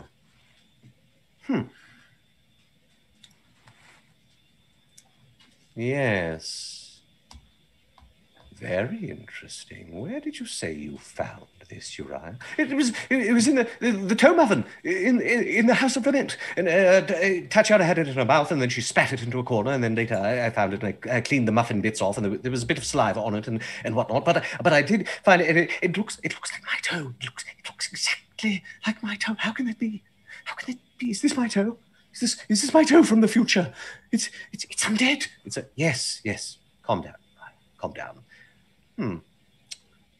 Well, do allow me to examine this, if you would, and I'll see what I can discover. Yes, look at that mole. Very interesting indeed. In the House of Lament, you say? Yes, it was, from what I understand, a witch baked it into a muffin, I think? Yeah. Do not attempt to fathom it, Uriah. I shall plumb the depths of this mystery and see what I can do. In the meantime... Have you just been carrying that toe this whole time? Yes, I had it in a little jar. There was some preservative fluid in there. You know, I do have a medical bag, so I had some alcohol, essentially, some pure alcohol, and I put it in there, and it kept it somewhat pickled, I suppose. Yes, you're right. That wasn't necessary. It is undead. Yeah, I just didn't want it to smell. Yes. Please tell me it hasn't spoken to you. The toe? No. Yes. No, it hasn't. Good. No, good. Not like Stuart. Oh, yes, Stuart. Where is he? I've been carrying him. He leans down. Oh, yes. quite an angry fellow, aren't you? Well, I suppose that's understandable. And may I strike? You hear that in your head, Valentine. I'll also telepathically say, now is not ideal. There is something wrong. Wrong with him? Yes. What is it? He is warded. By? Magics. Yes, I noticed you staring into Stuart's jar. No, he won't be able to pull that little trick with me. Mind blank, you see. Not that my mind is blank, I've just cast... Never mind. No thoughts, head empty? Yes, one would hope not, But suffice it to say, I'm proof against anything Stuart might do. You don't need to be concerned. He isn't intending to, but he is aware of the same thing the rest of us are aware of. Something's not quite right.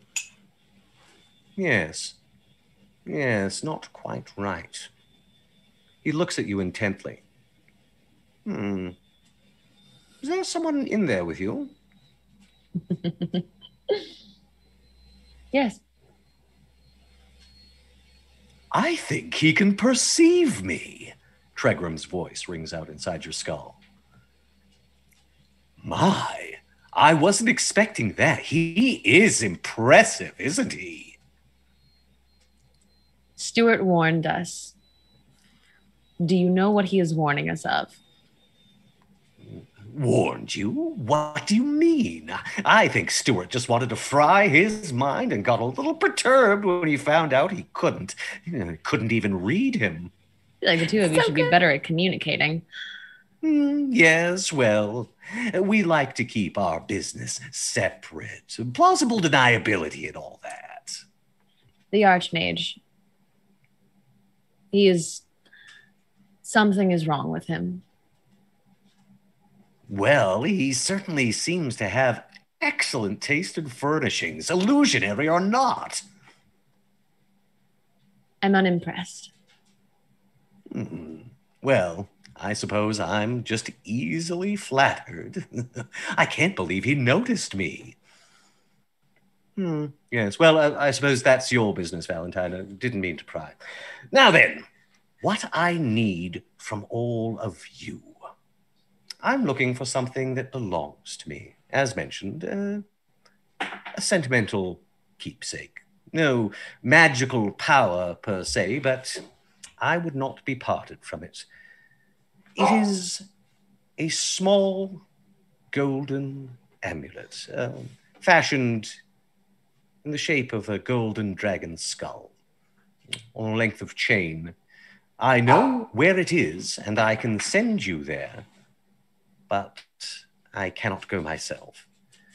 So, you've already received payment of information, which, of course, I cannot take back. And I am willing, if you want, to give you these diamonds and the lantern jacks now.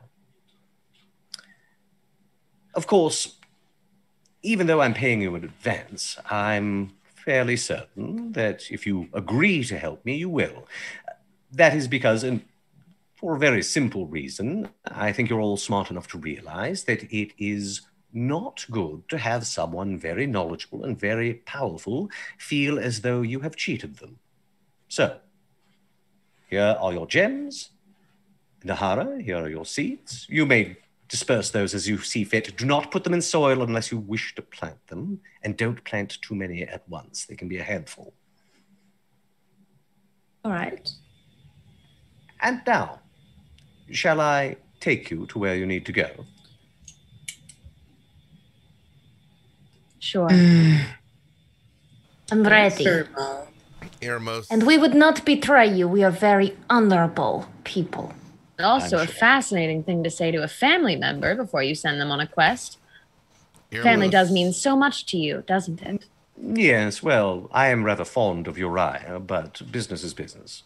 Ermos hefts the maul with one hand and picks up like an entire chicken, like a go chicken, and just bites it. Like, Oh, we're doing two goals? Yes, you should know that will cease to exist once it leaves the house. So if you're still hungry, finish up now. Yeah. Are we gonna be like starving again once we get out the door? Oh, no. Your hunger will remain abated, but you cannot physically remove food and whatnot, or silverware if any of you. I'm not suggesting anything, but just so you know. We're not thieves. No, I'm sorry. Just downs the chicken like a hungry Rottweiler. Just. Tatiana puts just a little extra calcium. Yes. Mm-hmm. Tatiana pulls a silver fork out of her bag and puts it on the table. Tatiana, Like, why? we're not thieves. It's all right. That isn't actually a real fork. And if it was a real fork, you would be welcome to take it. It's just I don't actually have any real forks with me right now. All those diamonds. We know it was all illusions. That's why I took it. Yes, the diamonds are real. I brought them in here from the outside, and they're real. So yes, but the food and whatnot, yes. Fen is still standing protectively behind Uriah. It is good to see you again, Uncle. Oh, come now, Uriah. We both know that you barely remember me, but I'm glad that you at least hold some recollection. I have kept tabs on you, as it were. And, I approve of the company you're keeping. In any case, let us begin. He opens a door, which seems to lead off into another room, but instead opens onto the side of a hill. In the distance, you can see the lights of a vast city. Even those of you, again, who are used to city life or noble life, you're not sure you've seen a city this big. It's a true metropolis, and it is in the distance, so you can just see its lights. Nearby, you can see some ruins, what looks like the remains of an ancient graveyard, and a small chapel. Yes. So, you'll forgive me if I don't get any closer to the door, but that is Darkon. And I think there... Oh, so go on. Ermos first. Ermos looks at Valentine and says, well, at least we didn't have no trouble with the horses, right? Of course, it wasn't just the horses. And she'll walk out the door. And on that note, as our party begins to file through the door, I think this is a good time to take our brief intermission. I will turn things back over to Mr. B. Dave Walters. Let me just say, before I read the names of our patrons here, it may be Mark's birthday, but having him do Stuart and Treckram was the gift that I got today. Thank you. Yes. And thank you to Amazing. the faithful hounds there, yes. So real quick, yes, I'm about to give you all the shout out to our patrons here. And we have a special thing to show for you, a video giving a quick sneak peek into the upcoming book, The Wilds Beyond the Witchlight. But first, shout out to our homies, Aaron Duran, Alan Zozo, Aurelia Roth, Brian Dwyer, a.k.a. Nightsfall, Brian Kepi, Chris Smoot, Christopher Zednick, Craig Savage, David Bonnie, hey David, D. Nicole, Donald Scott, Massey, Ducati, Philippe C., Forrest S. Moore, Graffumbly, Grizzled Viking, Hell Knight Games, Josh Lund, Just Link, Kira Snow, Michael Skidmore, Mr. Albert, Nathan Crowder, Nick Bernard, Nicholas Ramirez, Packrey 101, Project Wolf Bear, Reese, Rob, Bacon Gollin, Tremarco, always love saying that, always love saying Ronin Monkey, Rum Soaked Chicken, love that one too. Sin 7, Sip Happens to Queen Bee, Nucking Futz, which is Justin and Kyle Chestnut, Thomas, Tracer Vision, Woody, Hairlessum, and Zort 1. Thank you all for your support. You literally make it possible to do what we do. And with that, I give you The Wild Beyond the Witchlight. See you in 8.5 minutes.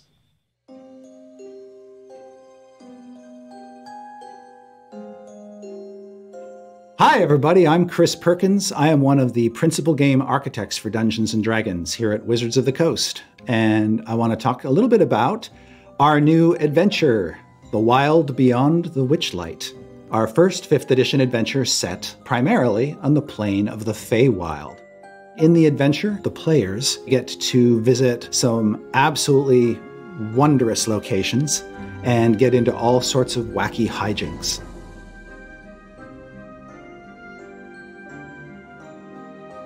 So what is the Feywild, you ask? It's like a reflection of the world, similar in a way to the Shadowfell is a gloomy reflection of the real world. The Feywild is a more wondrous, brighter reflection. But, like fairy tales, the Feywild comes in all sorts of flavors and tones. Sometimes it can be a dark place. Sometimes it can be a very light and whimsical place. What the Wild Beyond the Witchlight does is it kind of shows an archetypal Feywild domain. We don't visit the Feywild in its entirety, of course, because it's vast, but by focusing on this new domain that we've created, this place called Prismeer, we can give you and your players a real taste of what the Feywild can be like, and also give you pointers on how to distinguish a Feywild-themed adventure from, say, an adventure that takes place in the natural world.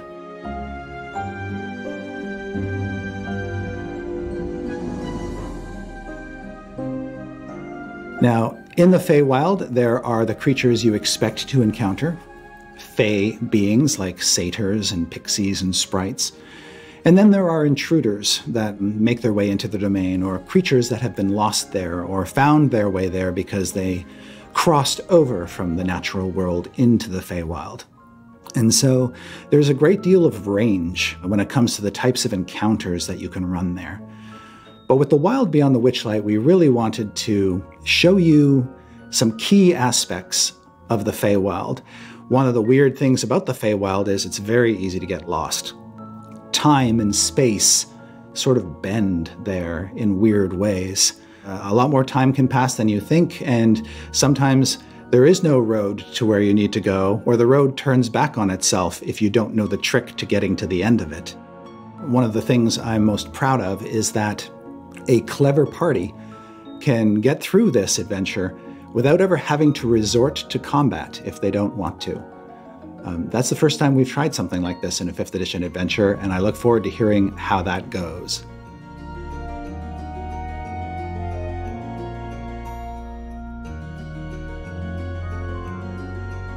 And so in this adventure, we show you how some of the rules of the Feywild work, like the rule of reciprocity and how Fey like to be repaid for the kindnesses that they offer, or the rule of ownership.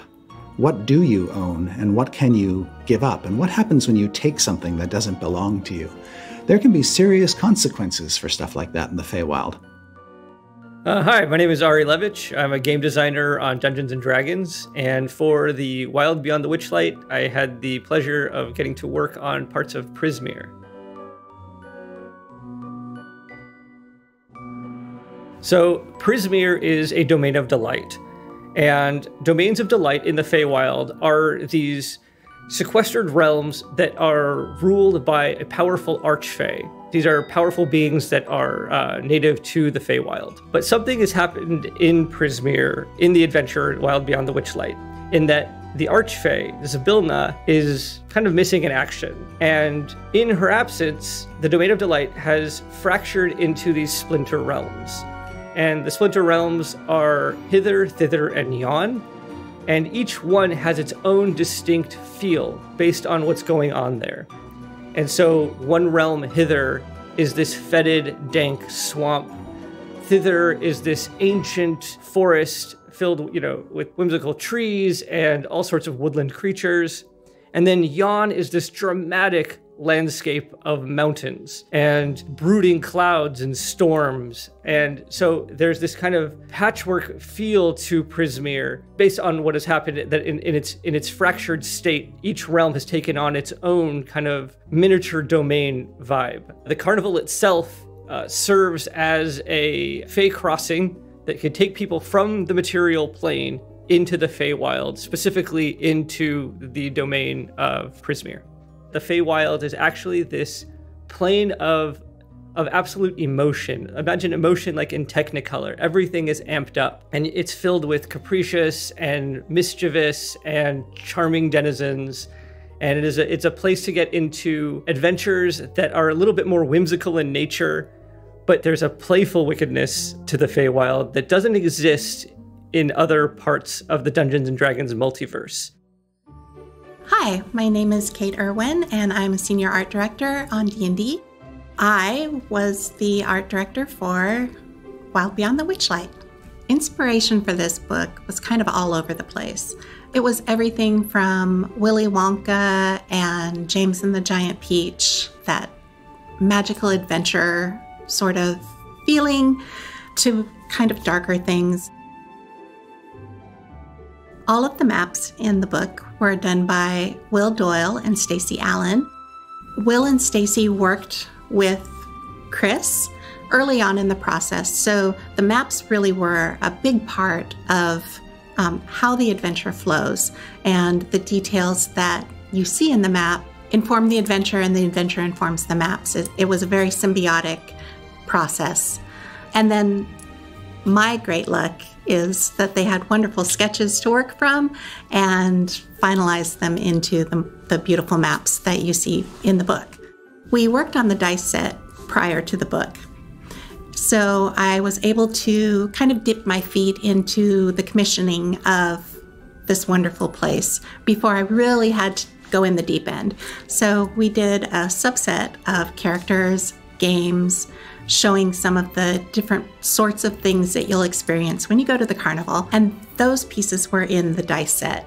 So there's a little bit of information about what it's like there. One of my favorite pieces from the Feywild section of the book is actually a chapter opener done by an artist that I've worked with a million times, Kieran Yanner. I asked him to illustrate a bunch of adventurers hanging off of a swamp gas balloon. And the sketch came in and my heart stopped. It made me so happy to see this sketch.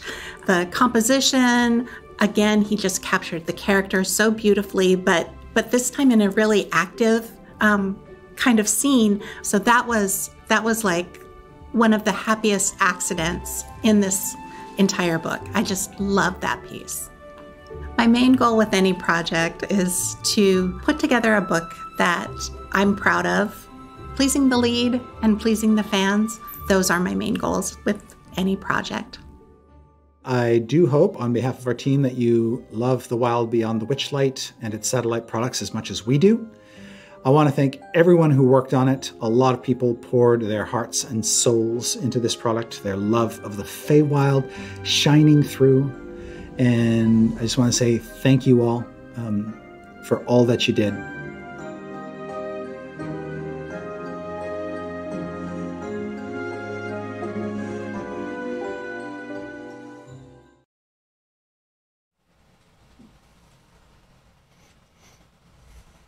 And we return from our intermission to find our party walking through the door. Valentine is out ahead, so Valentine doesn't hear the exchange that happens as Uriah is passing through the door, but so the rest of you do. You're close enough. Do take care, nephew. You may encounter disturbing things. The object you seek, this will guide you to it. He puts a small stone in the palm of Uriah's hand. As you get closer, it will grow warmer, and you will feel a tug upon, let's call it your essence. My essence? I'm not sure I want my essence tugged down at. It will be fine. Don't worry. Very gentle, very gentle. Now, just do take care. I wouldn't want anything to happen to you. Of course, Uncle, and thank you for your hospitality. The barbecue was delicious. It was just like I remembered. And frivolous and Broadfoot, the smoked meat. Yes, you're right. Yes, that's fine. If you could continue, do remember what I told you about the lantern jacks, and hopefully you won't need to use any of those diamonds quite yet. Yes, of course. Thank you. I'll just stand back here, if that's all right. Yes. And when we wish to return, the door will be here. The stone will guide you back to it. And I will know when you wish to return. All right. I see your dogs are still rambunctious, oddly. Really oddly. You seem to have done everything you possibly could. I think one of them got loose, maybe in the countryside, running around being a construct dog. Yes, actually, I think one of them will accompany you to justify all this barking you're going to hear. So, that's great. It's good that they're joining us. I will say, Eremos leans over to Finn and says, even his uncle knows he needs his essence tugged. Hey, yeah. I mean, Nahara blushes so like beet red. I mean, when she half dead. But Eremos, you know, I've been trying to make this happen, and nobody listens to me. I've done everything but lock them in a tent. Wisdom is knowledge multiplied by experience, and I think he's got quite a few laying ahead of him. I wonder if I should just try to talk to Nahara. You know, girl talk. I think that's the way to go. This boy seems to be missing all the signs. I think I could beat him over the head with a sign and he wouldn't understand. Sorry, what are you talking about? Nothing at all. Oh, nothing. No, nothing. We're gonna do this job and get back real quick, like. Yes, very good, yes. All right, so, it seems to be tugging in the direction of, that chapel. Well, let us go. As mentioned, what you're walking through seems to be an ancient and abandoned graveyard. Most of the headstones are broken. There are a few dedications that you can still make out on the tombstones, and it does seem that a lot of these graves belong to worshippers of Ezra. In fact, you distinctly make out the same symbol that's engraved on Uriah's shield and his holy symbol on a few of the tombs, faded but still legible. And so, what is your marching order? Uriah does have the stone, so I suppose I'm in the lead? Yes, I'll be right behind you. All right. Yes, when my family comes upon us and asks us to travel to another area of the mists to get something because it's cursed and keeping them out, then I'll lead. Yes, I suppose it's my responsibility. Family obligations and whatnot. We will watch your back. You are never alone here, Uriah, but I will be way in the back. Yeah, Eremos will be last in line, but he does very much offer Valentine to ride on his shoulder if she's so inclined. I look to see if it's okay with Tatiana. As in, like, the other big person in the group that would usually be in favor of my transport. Did you say go get it? Yeah, get after it. No, it's not like that at all, actually. It was just you're the other big maybe person. Maybe you that need a little tugging on your assets. That's actually also not how this works. Or just a high vantage point to look it was out, just, it was the list. No, it's I was making sure you were okay with. You were later. usually upon my guard. That's. I didn't know Eremos was your type. It seemed like you don't have a type. Like I don't. People you hate. Okay. Correct. And Fred is just looking at Eremos like, I didn't think she was your type either. I thought redheads, yeah? Trying to just be a gentleman, you know. She doesn't have very sensible shoes for tromping through an ancient graveyard. Fair. But, you know. They're sensible for many things, thank you very much, and can do much damage. And I will still take the lift. And so, with your marching order established, you begin making your way through these shattered and toppled tombstones towards the chapel. There once was a door in the door frame, but now just bits of shattered wood, some hinges that are tenaciously clinging on, and darkness beyond. I think we're meant to go in. We already worked really hard on this order. You've got to go first. Yes, I understand. I'll go eat with you. Holy man, can't you, like, sniff out the undead or anything like that? We're all right here. I currently am. I'm not reading anything within about 60 feet or so, other than, well, the usual suspects, I guess you could say. But there is a great sense of foreboding about this place. I'll go in with you, Uriah. I mean, I don't know why, a decrepit, chapel that's inevitably haunted in one of the most cursed lands in the mist would be anything to worry about. Nah, go on in. I'd like to just message to Brother Uriah before he goes in. Pardon, it's been a long week, but I would like you to know that I, of all people, know that family is not an obligation, and family is not always looking out for your best interest.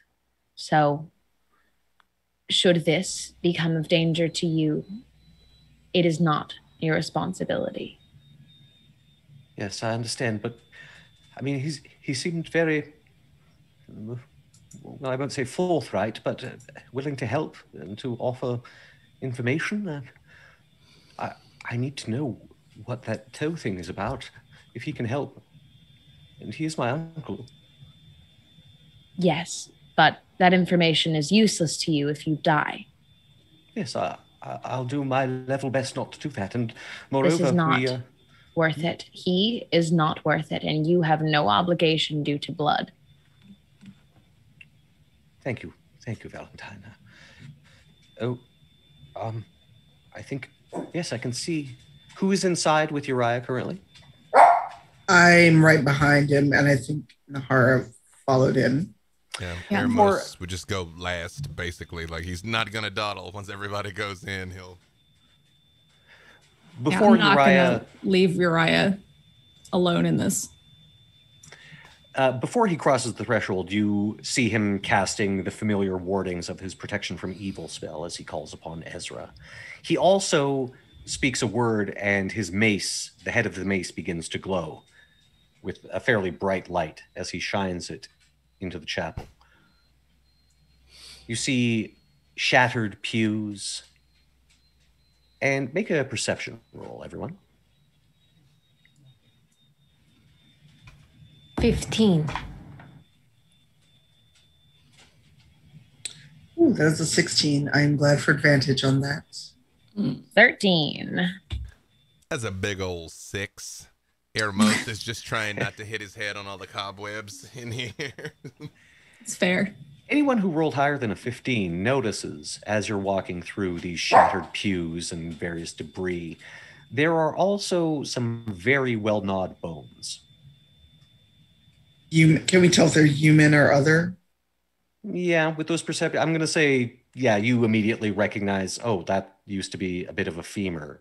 And when I say a bit of a femur, very few of the bones are intact. When I say gnawed, it looks like they've been very strongly gnawed on, cracked open to get the marrow out. Ermos sort of just like thumps the maul on the ground and says, "Don't worry, everyone. This here maul will warn me if something wrong's about to happen. Can't nothing surprise old Ermos." It's at that point, Ermos, that you feel the familiar warning of your maul. You've had this magic weapon for some time, and you're quite well attuned to it. It begins slowly at first, just a faint vibration moving up the weapon and along your arm, and then begins to become very insistent. Perhaps I spoke too soon. We are definitely in danger. Miss Valentine, you're gonna want to hold on tight, huh? He just like grips up on it and starts looking for whatever the problem is. Perhaps we should take advantage points. Perhaps we slip into shadows where whatever it is cannot see where we are. And I just pointed Ermos. Just kind of pointed Ermos like.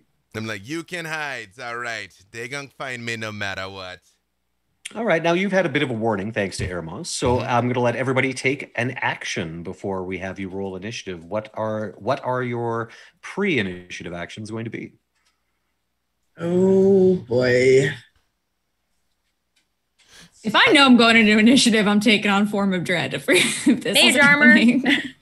I would say you all see, you actually hear a crackle of thunder, and Ermos's eyes look like they fill up with clouds. Like, his eyes don't get like actual clouds appear over his eyes as he just starts looking around. Valentine looks like from his shoulder over at him with like her eyes kind of starting to pour the black stuff out, just like. Well, we are doing this then, and Tatiana takes out her 2 kukris, and you can see her veins start to pop as she rages. Okay, yeah, so this is a very cinematic sort of Avengers-esque moment as everybody powers up. Form of Dread, the mage armor activates, the clouds appear in Ermos's eyes. Tatiana immediately begins to start to rage. What was Fenn's action? Fen is also going to take her Form of Dread, which means she looks very much like a demonic vampire, and large leathery wings pop out. So both of those transformations, both the forms as you assume your new aspect, and you all hear a faint groaning.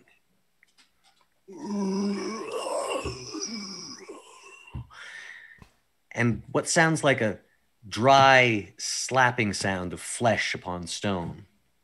Worn leather also upon stone, as rising into view behind the altar at the front of the chapel, a desiccated form, skeletal, jaw hanging askew at one angle, pinpoints of light in empty sockets, and then beside it, another, as several zombies began shuffling out. They look like they're rising from behind the altar and then spreading out. And that's when we rolled initiative. Oh boy. Okay. Now, no one had any held attacks. Is that correct? Okay. No. All right. So excellent. It'll just be initiative. Well, that would have been a much better idea. A dirty 20. Also got an 18. Dirty Lovely. 20 for air. Oh, sorry. Yes. Go. Can all of you enter your initiatives in chat? Sure. You notice also that the 2 mini Mordenkainen's faithful hounds beside you begin to get quite agitated and begin to growl and bark as they see these things emerging. I knew they were barking because they could sense undead. You know, it did seem implied, yeah. I mean, you three were all up in their house before. And let us begin. Oh, you're all going to get to go first. All right, so makes sense. They are zombies after all. Spoiler. So you let's see. Let's start with dirty 20s. Who has the higher dexterity between? Is it Fen and Ermos? My total dex is a 14. Ermos is faster. There we go. All right. So Ermos. All right. Over to you first. These things are probably about 20 feet from you right now. They're beginning to spread out from the altar and stumble down the stairs. When Ermos sees this, he actually puts Valentine down. He's like, "You're not gonna want to come with me on this one," and begins to physically grow as large as he can get inside the space, and then runs and is going to try and push the altar because there seems to be some sort of source of zombies coming. Then his goal is to move the altar to attempt to block essentially where they might be emerging from. The ones that are already out are already out, but if there's a hole or a pit, his goal is to push it in. Okay. Give me a strength check. It just so happens our boy's kind of strong and gets stronger when he's this big. Mm-hmm. I think Ermos is pretty good at this. Yeah. That is going to be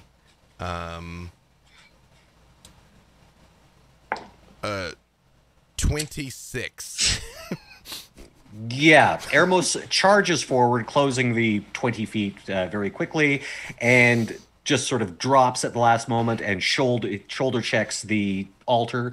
It is made of stone, but you rolled a 26. You hear it grind. It's not actually built into the stairs, so you actually are able to move it, and it topples over. It lands on one of our undead friends.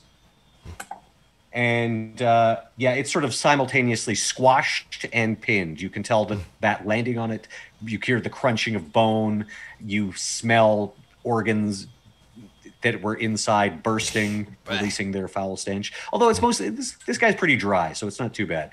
And it seems to be squirming underneath.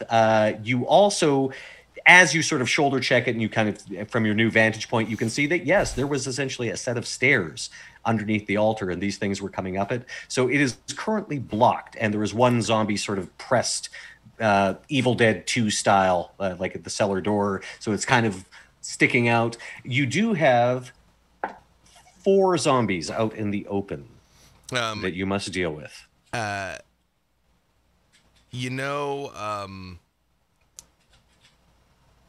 For now, actually, I will. You know what? No, let's go all in. We're gonna action surge. Do it. Action surge. That is an ability you have. I do yell out, "Stairs! I blocked them, but we probably got to go down them."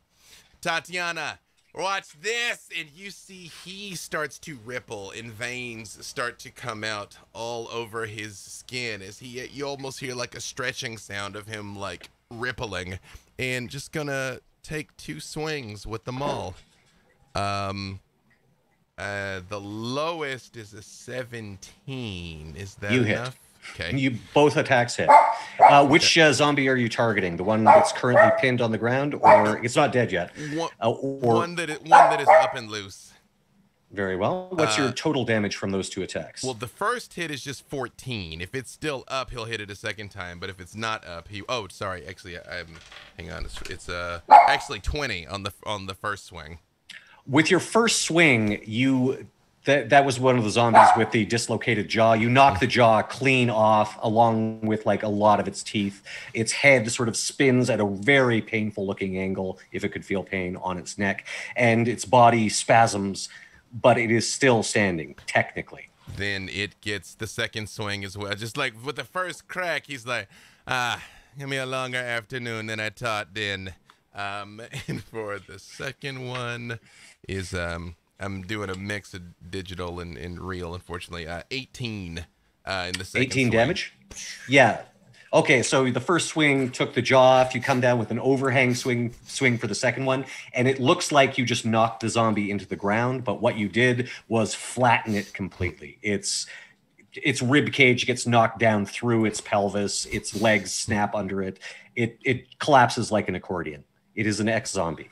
Excellent. And that is it for me. Very well. I believe we had Fen next with the other Dirty 20. Yes. I'm going for whatever zombie is closest with my longsword, and I get 2 attacks now. So very well. I'm going to roll both of those. Oh boy. One definitely hits with a dirty 20, and the other, I don't think a 9 hits. A 9 does hit. These things are very ridiculously easy to hit. Oh, well, then there we go. I'm going. All right, the first one I'm doing D10 because I'm doing this 2-handed. I'm just running at them. I'm mad. So the first damage is a 7, and the second damage is 10. 7 and 10. Yep. And what 17. What are you attacking with? The longsword of vengeance. Very well. So it's 17 total. Yes. Yep. One swing nearly decapitates the zombie, but it is still on its feet. You then literally disarm it with your second swing, cutting off. I'm armed. Mm-hmm. He's one-armed currently, and he's still kind of stumbling around, even though his neck is nearly since severed. Very well. Next, we have, I believe, Valentine with an 18. Yes, I will do a firebolt, please. And I'll twin spell it to go for 2 of them, ideally. Very well. Say ideally. The dice have not been kind to me this evening. Roll your attack.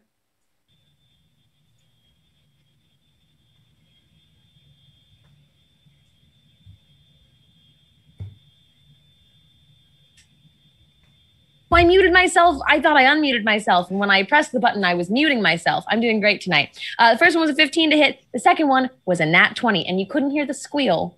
Probably for the best for the podcast listeners. Oh, do it again. No, we like the squeal. I'm a squeal aficionado. That's true. We'll recreate the whole thing. Pardon. I'll roll the dice. That's it. Perfect. Thank you. There you go. So very well. Roll your damage. Double damage on the second attack. All right. Let's see. Got 17 on the first.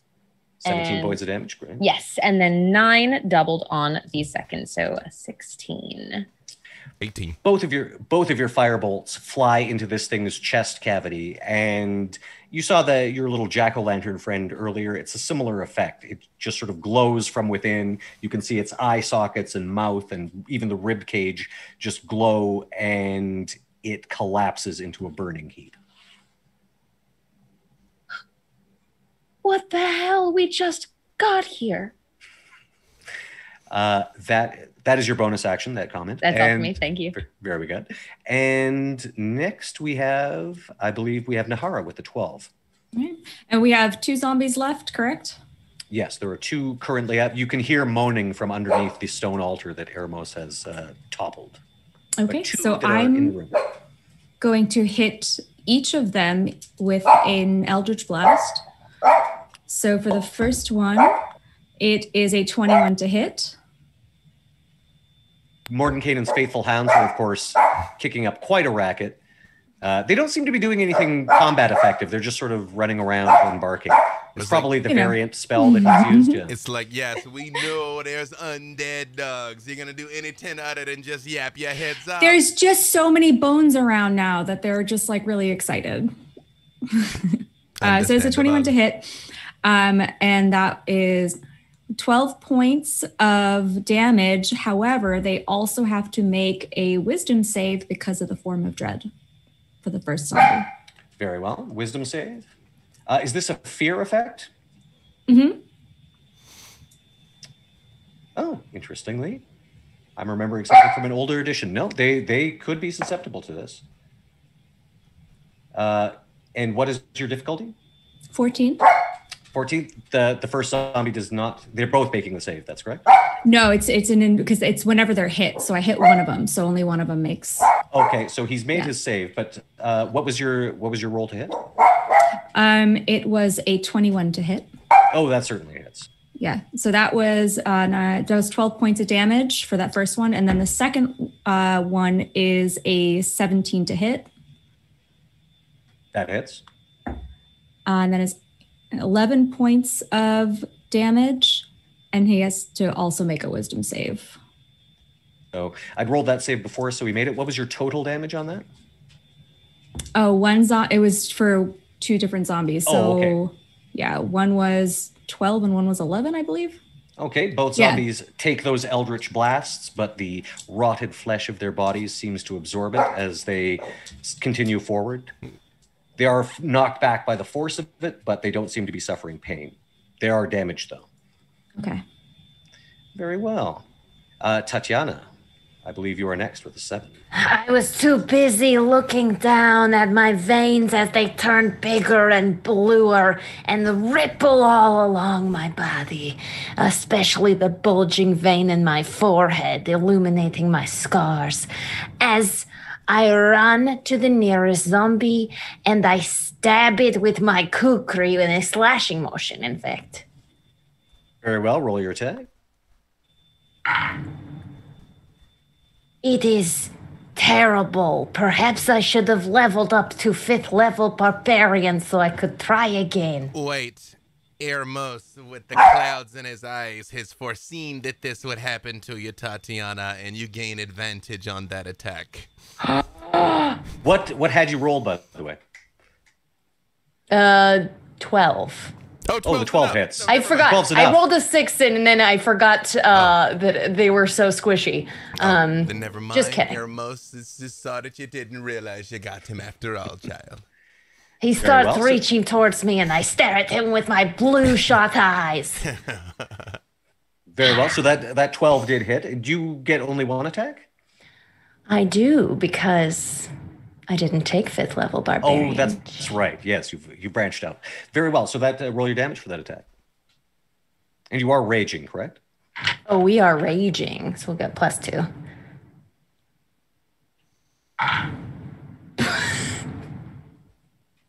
That is a 7. Well, you stab forward with your kukri and again bury it deep into this thing's flesh. You can feel it go through the back. You think you might have severed its spine, but of course it's not relying on a spinal column to transmit impulses to its nerves. It's animated by magical energy, so it just keeps sliding forwards on the blade and going to attack you. What is this madness? Uriah, however, calls out to Ezra. And this thing does not make it save. So as it staggers forward, it is suddenly engulfed in a sacred flame.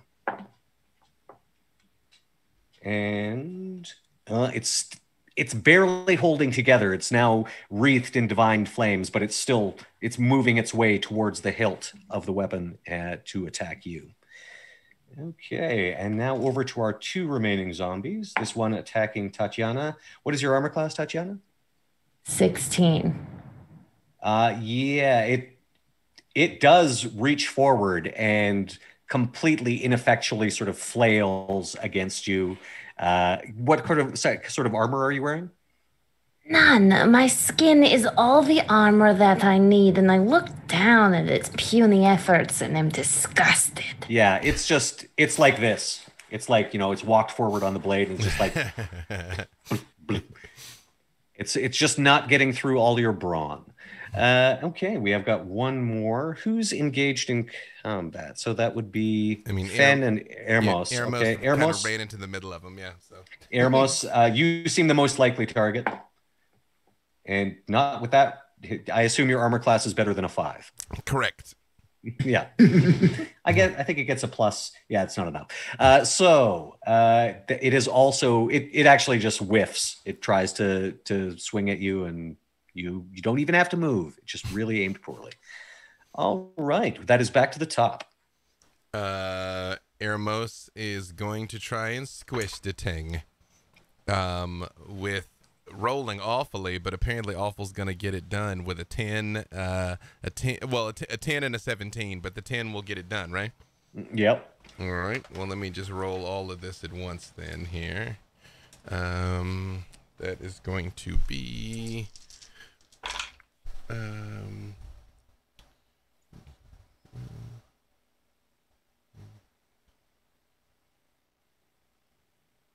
35 points of damage between 2 hits.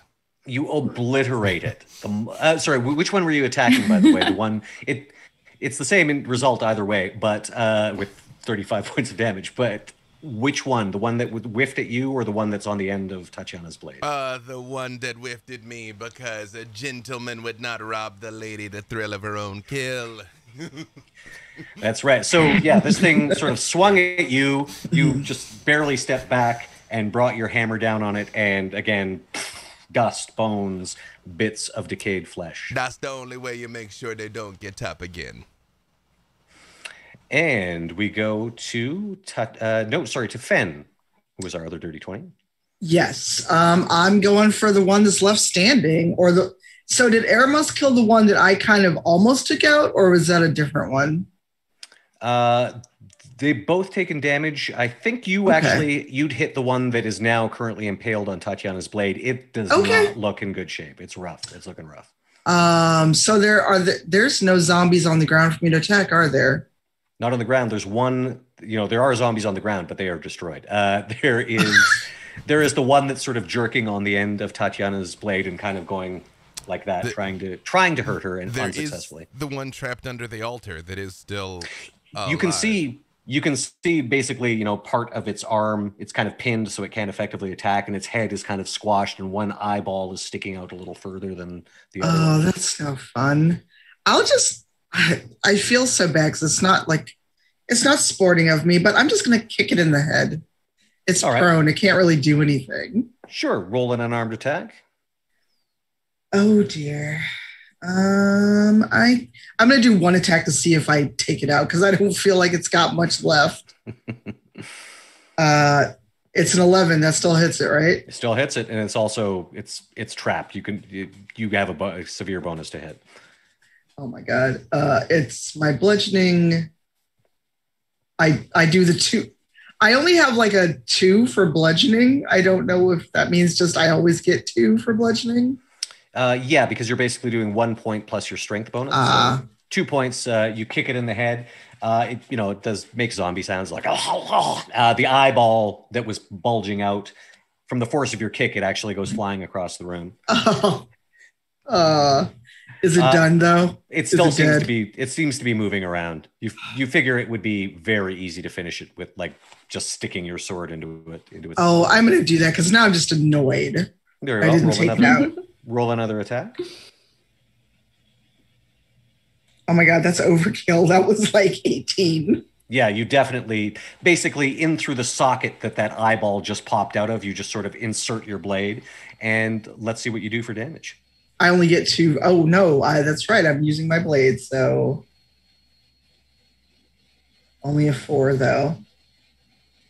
4 points. That's enough. Your blades, you don't even like stab it. You just sort of like place your blade and like move it around until you find the brain, and this thing starts moving. You can hear more moans. You hear more moans coming from beneath the toppled altar. Yeah, brain. Ew. And even though we're effectively out of combat, we will next go to Nahara. Oh no, I'm sorry, to Valentine. Valentine with an 18. Now, nothing is still standing. Nothing is in the room that is still standing. You've got several ex-zombies, and you've got this toppled altar. You can hear movement and shuffling and moans coming from beneath it.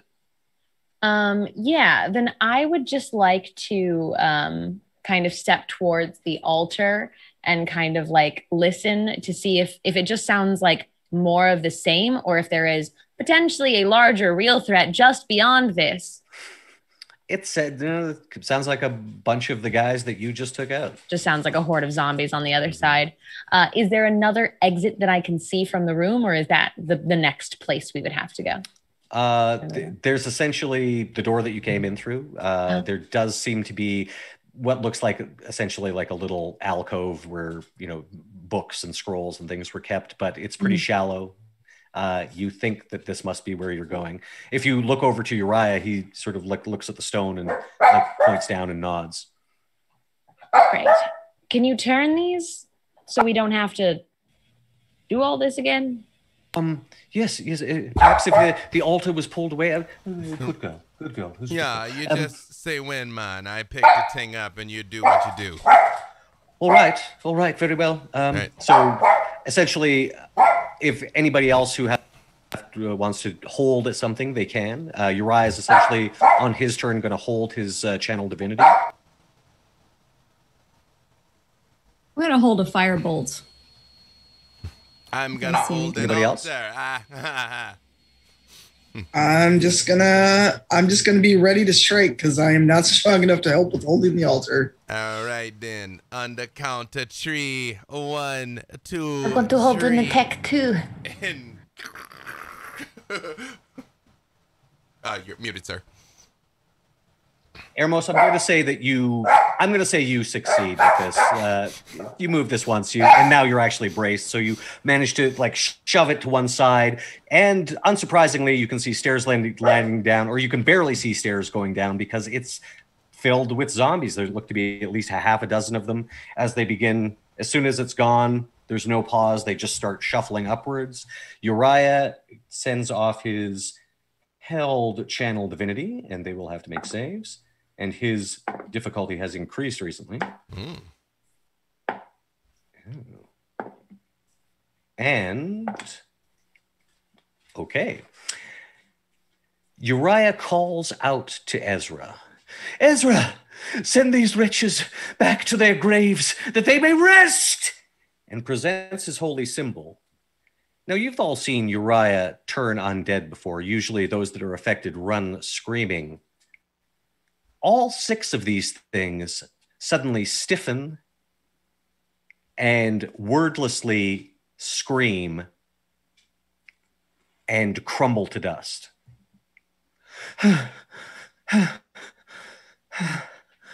Hey man, if you was gonna do that, why do you do it that he's here? But we didn't have to like waste all this time getting the guts on me, Hammer. Tatiana getting all greased up too.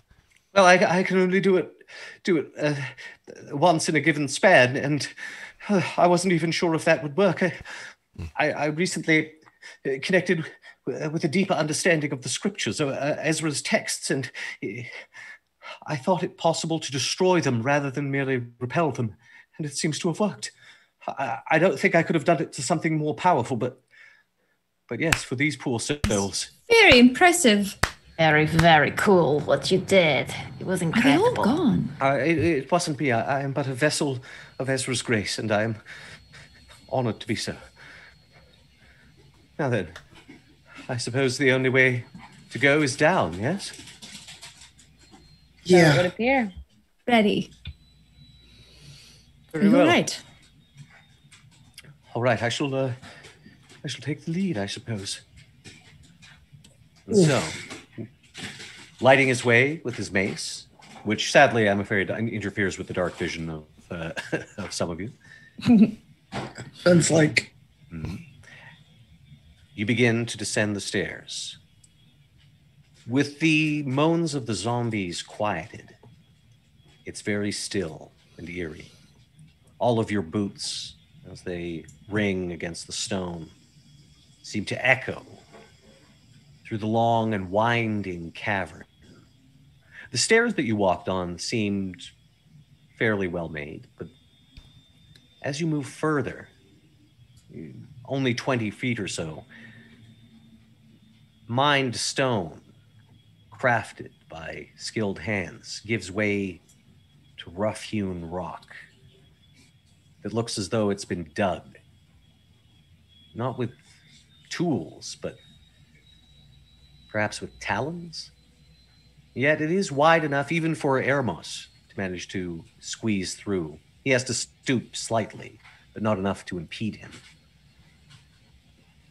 I'm not even going to require a perception roll, as you notice that the floors of this tunnel are littered with the same sort of gnawed bones that you saw above, cracked to release the marrow. Most of them are old, but you can see a few that don't have scraps of meat, but you can tell that they're fresh. There's still redness to them, even though they've been quite thoroughly gnawed as well. Well, I suppose we go where this leads us, yes? Yes. I'll be right behind you. Very well. It was relatively easy to shatter those fleshless freaks before, yes, so we are not afraid. Yes. I will go forth without fear. Very well.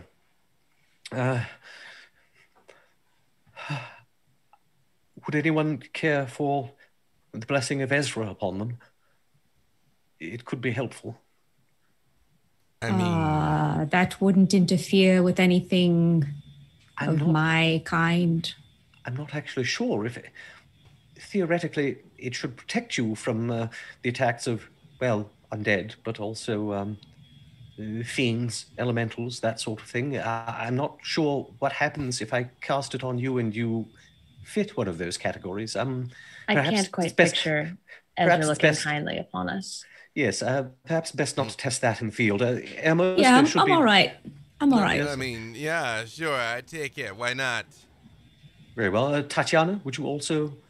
Oh, can you do it for everyone? I mean, I can take a hit. Actually, only one of you. Only one of you. Is it different from a protect? Just out of? Is it a protection from evil and good, or is it a? It's a spell? protection from evil. Mechanically, it's a protection from evil and good spell. Gotcha. I can cast that on myself. It's. Yeah. So. So we do know. But Uriah can only cast it on it's a concentration spell, so only one person at a time. Okay. So who would like this spell, this blessing of Ezra?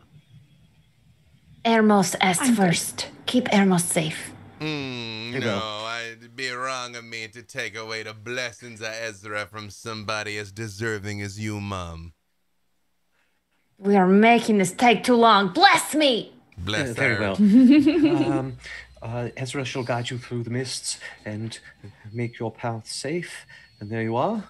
Oh, that was my first blessing of Ezra. I liked it. Yes, you notice how I made the sign of the sword, the upside down sword that is the Ezra symbol. Yes, I just. Interesting. Yes. So, yeah, we're somewhat hoarded. As you're walking further, you can hear something from up ahead. All of you. If anyone would like to make a perception roll to see if they can discern anything. I would, and I'll give myself guidance. You know, Ermos has just been enjoying the ride. I have not I've got a rolled 23. above a 7 on any perception check tonight, Barb. So he just 22. You said perception. Oh, wait, I forgot to add my perception. 24. 24. 18. Okay. All right. So who got above a 20? Who got above a 20? I got above a 20. It must be Ezra. I can feel everything. It's sharper now. Mm-hmm, yes.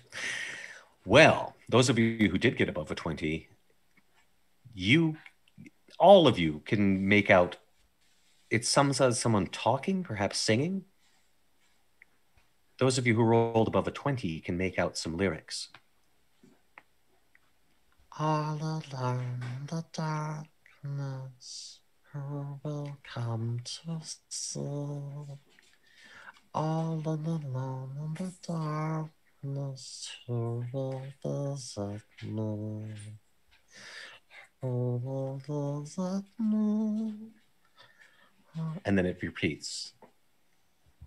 Not children again. never been so happy to fail a perception check in my whole life. Ermos has no idea what's Yeah, going Ermos is fine. It's like, on.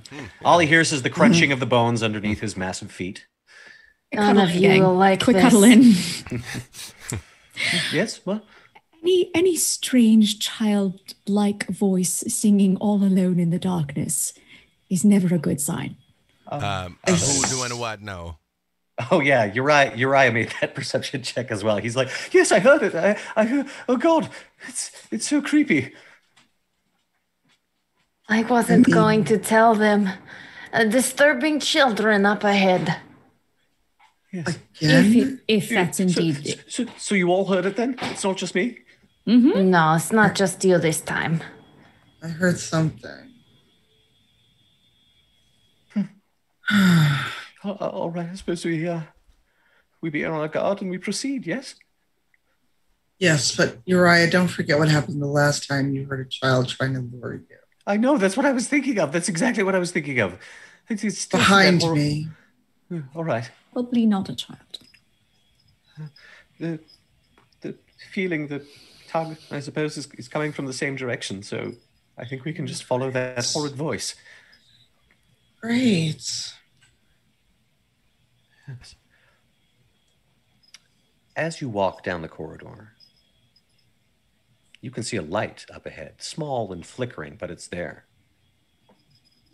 Round the corner, even before the light cast by Uriah's mace illuminates everything. And the sound of singing stops. You do hear a giggle, though. Great. Does What the giggle kind of sound like a child? Yeah, it sounds like the same child's voice, strange, unearthly child's voice that you heard singing the song.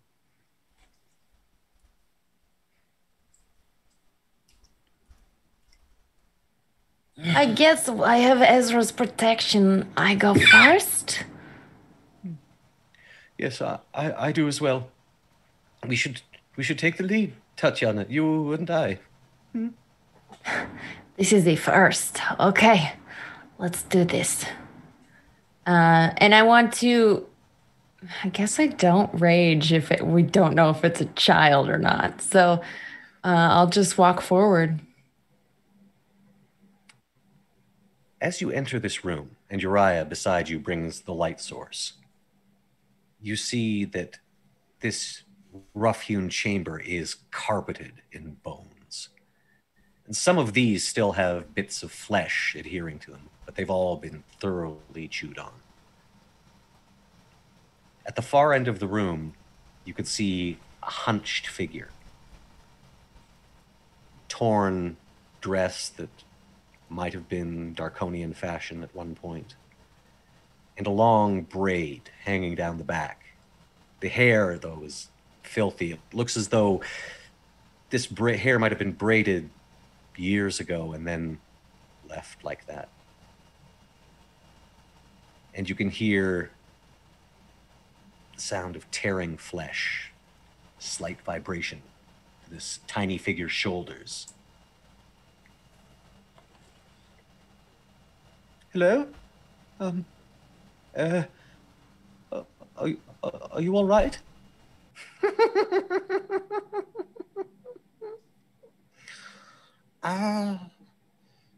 Have you come to see me, cousin? You know them? No. Cousin? Members. Tell us what you are. What Darkonian nonsense is this? Figure turns around, facing the light. And it is a little girl, but figures are distorted and feral, with teeth long and sharp, and a long tongue flicks back and forth. It's holding what looks like another child's arm as it takes a bite from it. The arm itself has been well gnawed. It's more the size that lets you know it was a child's arm. Or perhaps a demi-human. It's hard to say. It's been so thoroughly mangled. It smiles and looks at all of you.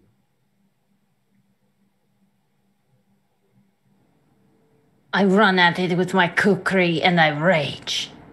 Very well. Roll initiative, everyone. Here And there we go. I was like,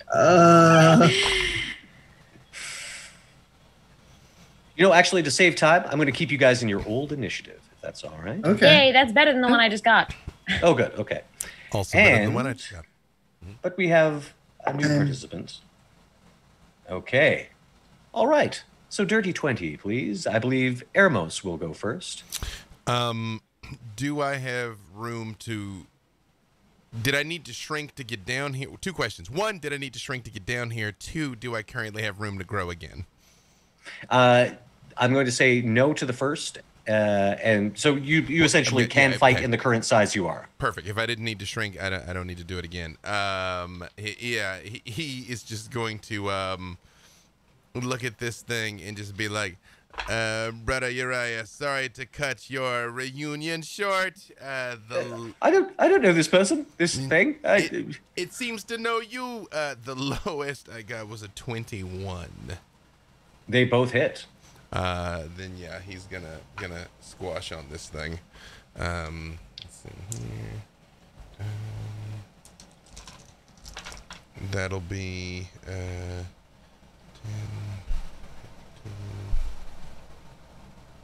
30 points total between the two hits. 30 points? Okay, yeah. This thing gets pasted against the wall by the force of this blow. The second one particularly propels it against the wall. It lands at a weird angle, but then its limbs just sort of seem to pop back into place. Don't like that. It doesn't seem like it's regenerating per se, but more that it's just still mobile. And it looks at you, all of you, and laughs. A high-pitched, girlish laugh, erupting from a rotted throat. That is going to be it for Ermos. He's just gonna try and interpose himself between it and the group in case it, dashes or anything or tries to pounce on them. Yeah. He's like, I'm open to suggestions, everyone. And that's it. Now, you've done 30 total, is that correct? That was 30 total. Yep. Okay. Excellent. And moving over to Fen. Quick question. Does this thing have blood? It seems to be undead. It's any blood that was in its veins is now ichor, perhaps. Well, in that case, I'm just going to go ready. I'm going to go all in with 2 attacks. Because what I was going to do requires it to have blood. Ooh, my dice like me. That is 21 on both. They both hit. All right.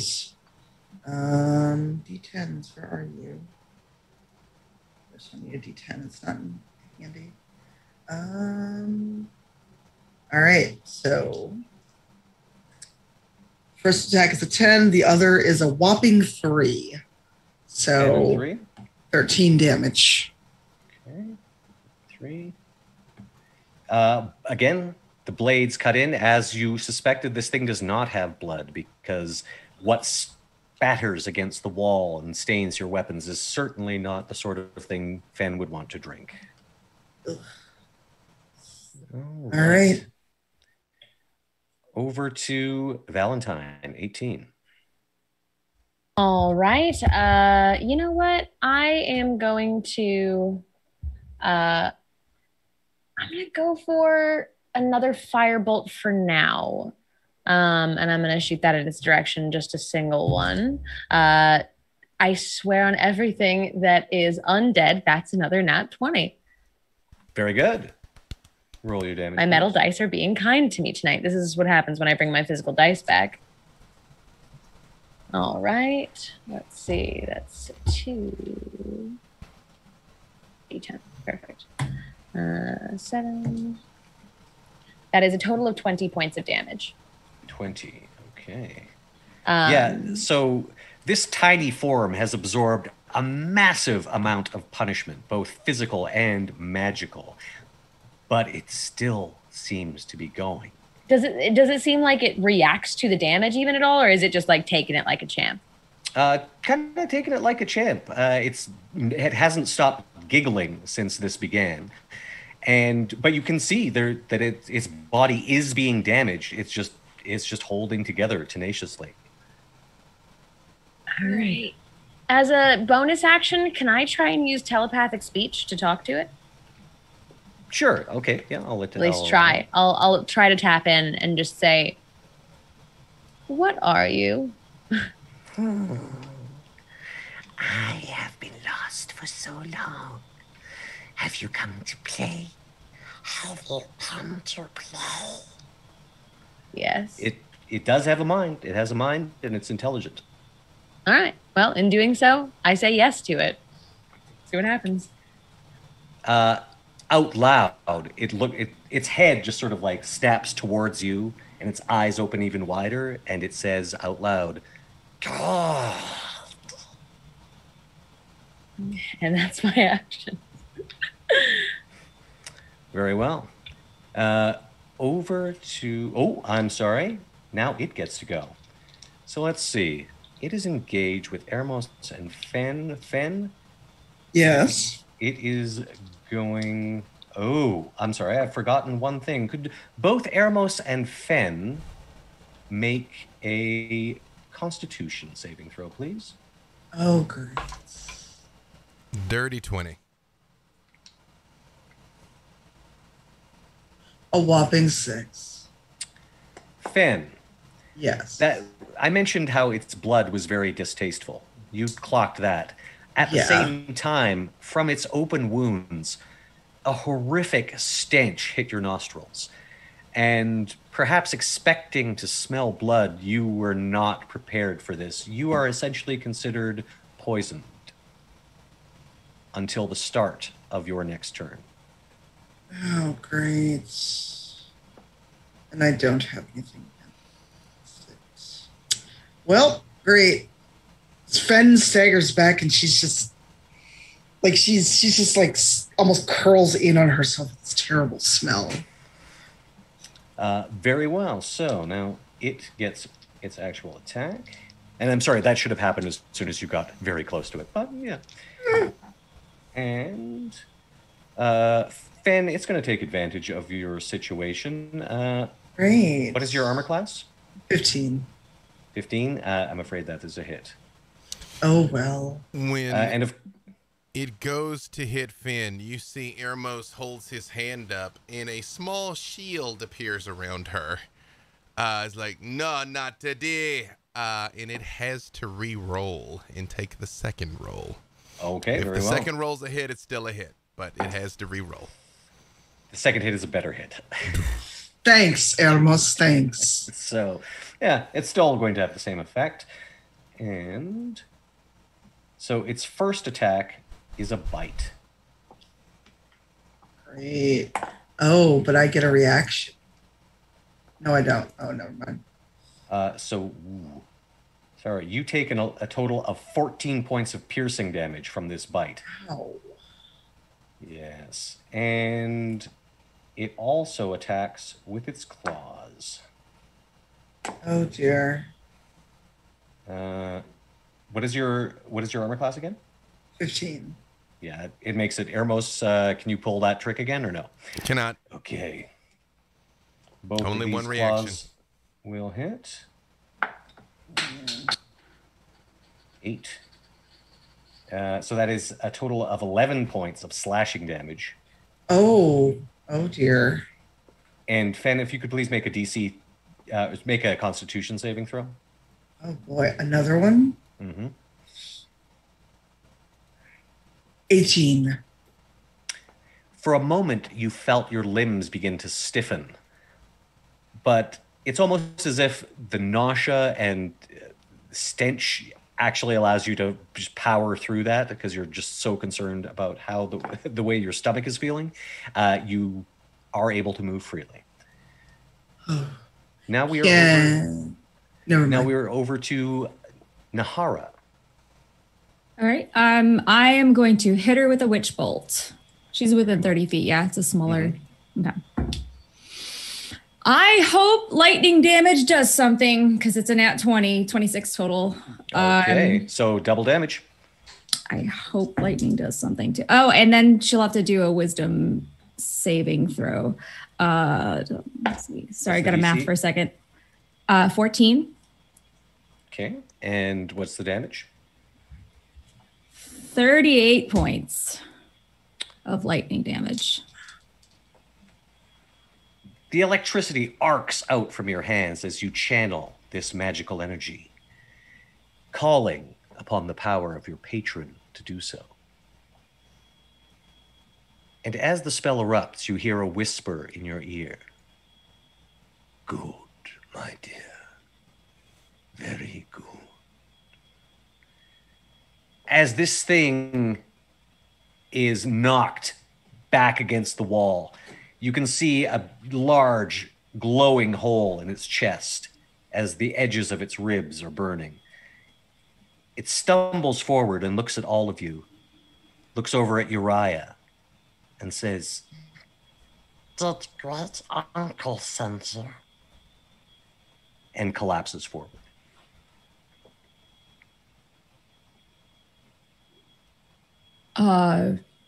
Brother Uriah, we did just talk about how family was not always a good thing. Did it call me cousin? Yes, it did. I've never laid eyes on this thing. I suppose I can imagine what it might have looked like if it was a living girl, but no. Can I just run up and take a closer look at this thing? You run up. Perception roll, please. Okay. Because this is a bit of forensics, actually. It's sort of like taking a skull and trying to... I'm going to give myself guidance. Eremos points at you, still with the clouds in his eyes, and is like, I know you got this, and you have advantage on the roll. Ooh. I'll take it because I didn't roll that great. All right. So my first one was actually better. So that's 18. Oh, plus the one for perception, 19. Okay. With that roll, and also with this thing's destruction, its features seem to soften a bit. It doesn't have that same feral cast that it did before. And yes, you could see perhaps a familial resemblance to Uriah. What does it mean? I don't know. You didn't recognize her. No. No, I didn't. I don't understand at all. With that perception roll, you also notice a glint of gold around its throat beneath the filthy and tattered dress. Can I use my mage hand to pick it up just in case it's very hot after the lightning bolt? As you do, you see it is a chain bearing a tiny golden dragon skull. This is it! Uriah, this is it! Yes, it's what we came for, but if we were seeking answers, I fear we've only found more questions. And with that, leaving you in this shattered chapel, the remains of what was once a girl, smoldering before you, a carpet of chewed and gnawed bones at your feet, we will instead move to a different scene, one that I will allow my colleague, Mr. B. Dave Walters, to explain. As you saw last week, somewhere else, far removed in the mist, a very different relationship is forming. In the desolate, ghostly lands of Mordant, a conversation between a visiting dignitary and a lost would-be queen continue. As I said, I require information. In your land of Koshma, tell me, was there recent excavation of any unusual relics? If I provide you with information, what is it you're going to be doing for me? Why, exactly. Help you, dear lady. You find yourself in a rather sorry situation without flesh to house your spirit. So I give you this information. You give me what I am seeking. Yes. Yes. Well, such is an offer that I don't dare tempt to refuse. Yes.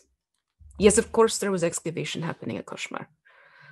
There were those looking for various relics, various things of days gone by. Things that drive some to, one might say, insanity in search of them. Yes. That is exactly the sort of thing I seek. An object of antiquity and great power. Perhaps you can describe the object. Make it a little easier for me. A crown. A crown fashioned in the likeness of ravens. Aptly named the Raven Crown.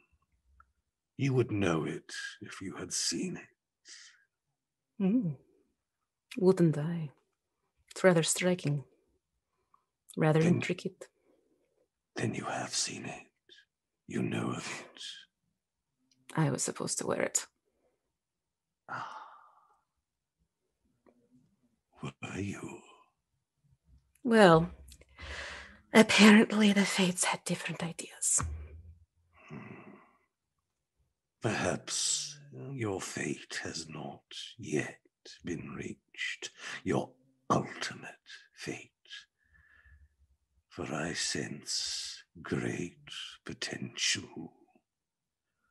There is more to you than would meet the eye, I think, Veronica. A core of steel, yes. To have gone through what I had to go through, to live my life as such. A weakling wouldn't be able to do it, no. And I would be far more willing to accept being this thing in the mists. But I am not. There is more I wanted to do. Where is it? Where was it kept? Well, you know it was in Koshmar. Yes. But where? In a pretty little box. Very plain, because you never hide the important things in important-looking things. Wise. And where was this nondescript but pretty little box? In a nondescript, plain servants' quarters. One of the many rooms that runs underneath the castle floors. A twist, a turn. You'd find it eventually. You have been most helpful, for this narrows things down considerably. You, I think, yes. Yes, you are so much more than you are given credit for. You mentioned that von Zarevich had expressed an interest. What did he offer you? And what did he ask for in return? Oh, he offered the way out. But he was very grandiose about it. You, at least, wanted to barter. Yes, that does sound like him, doesn't it? I will tell you this. Your escape will not be a simple thing. Even once freed from Mordant. As I mentioned, you have no flesh to clothe your spirit. Such a thing will be necessary. This is far more information than von Zarevich ever gave me. I am not as withholding as he. He is most vexing to have personal dealings with, as I can surely attest.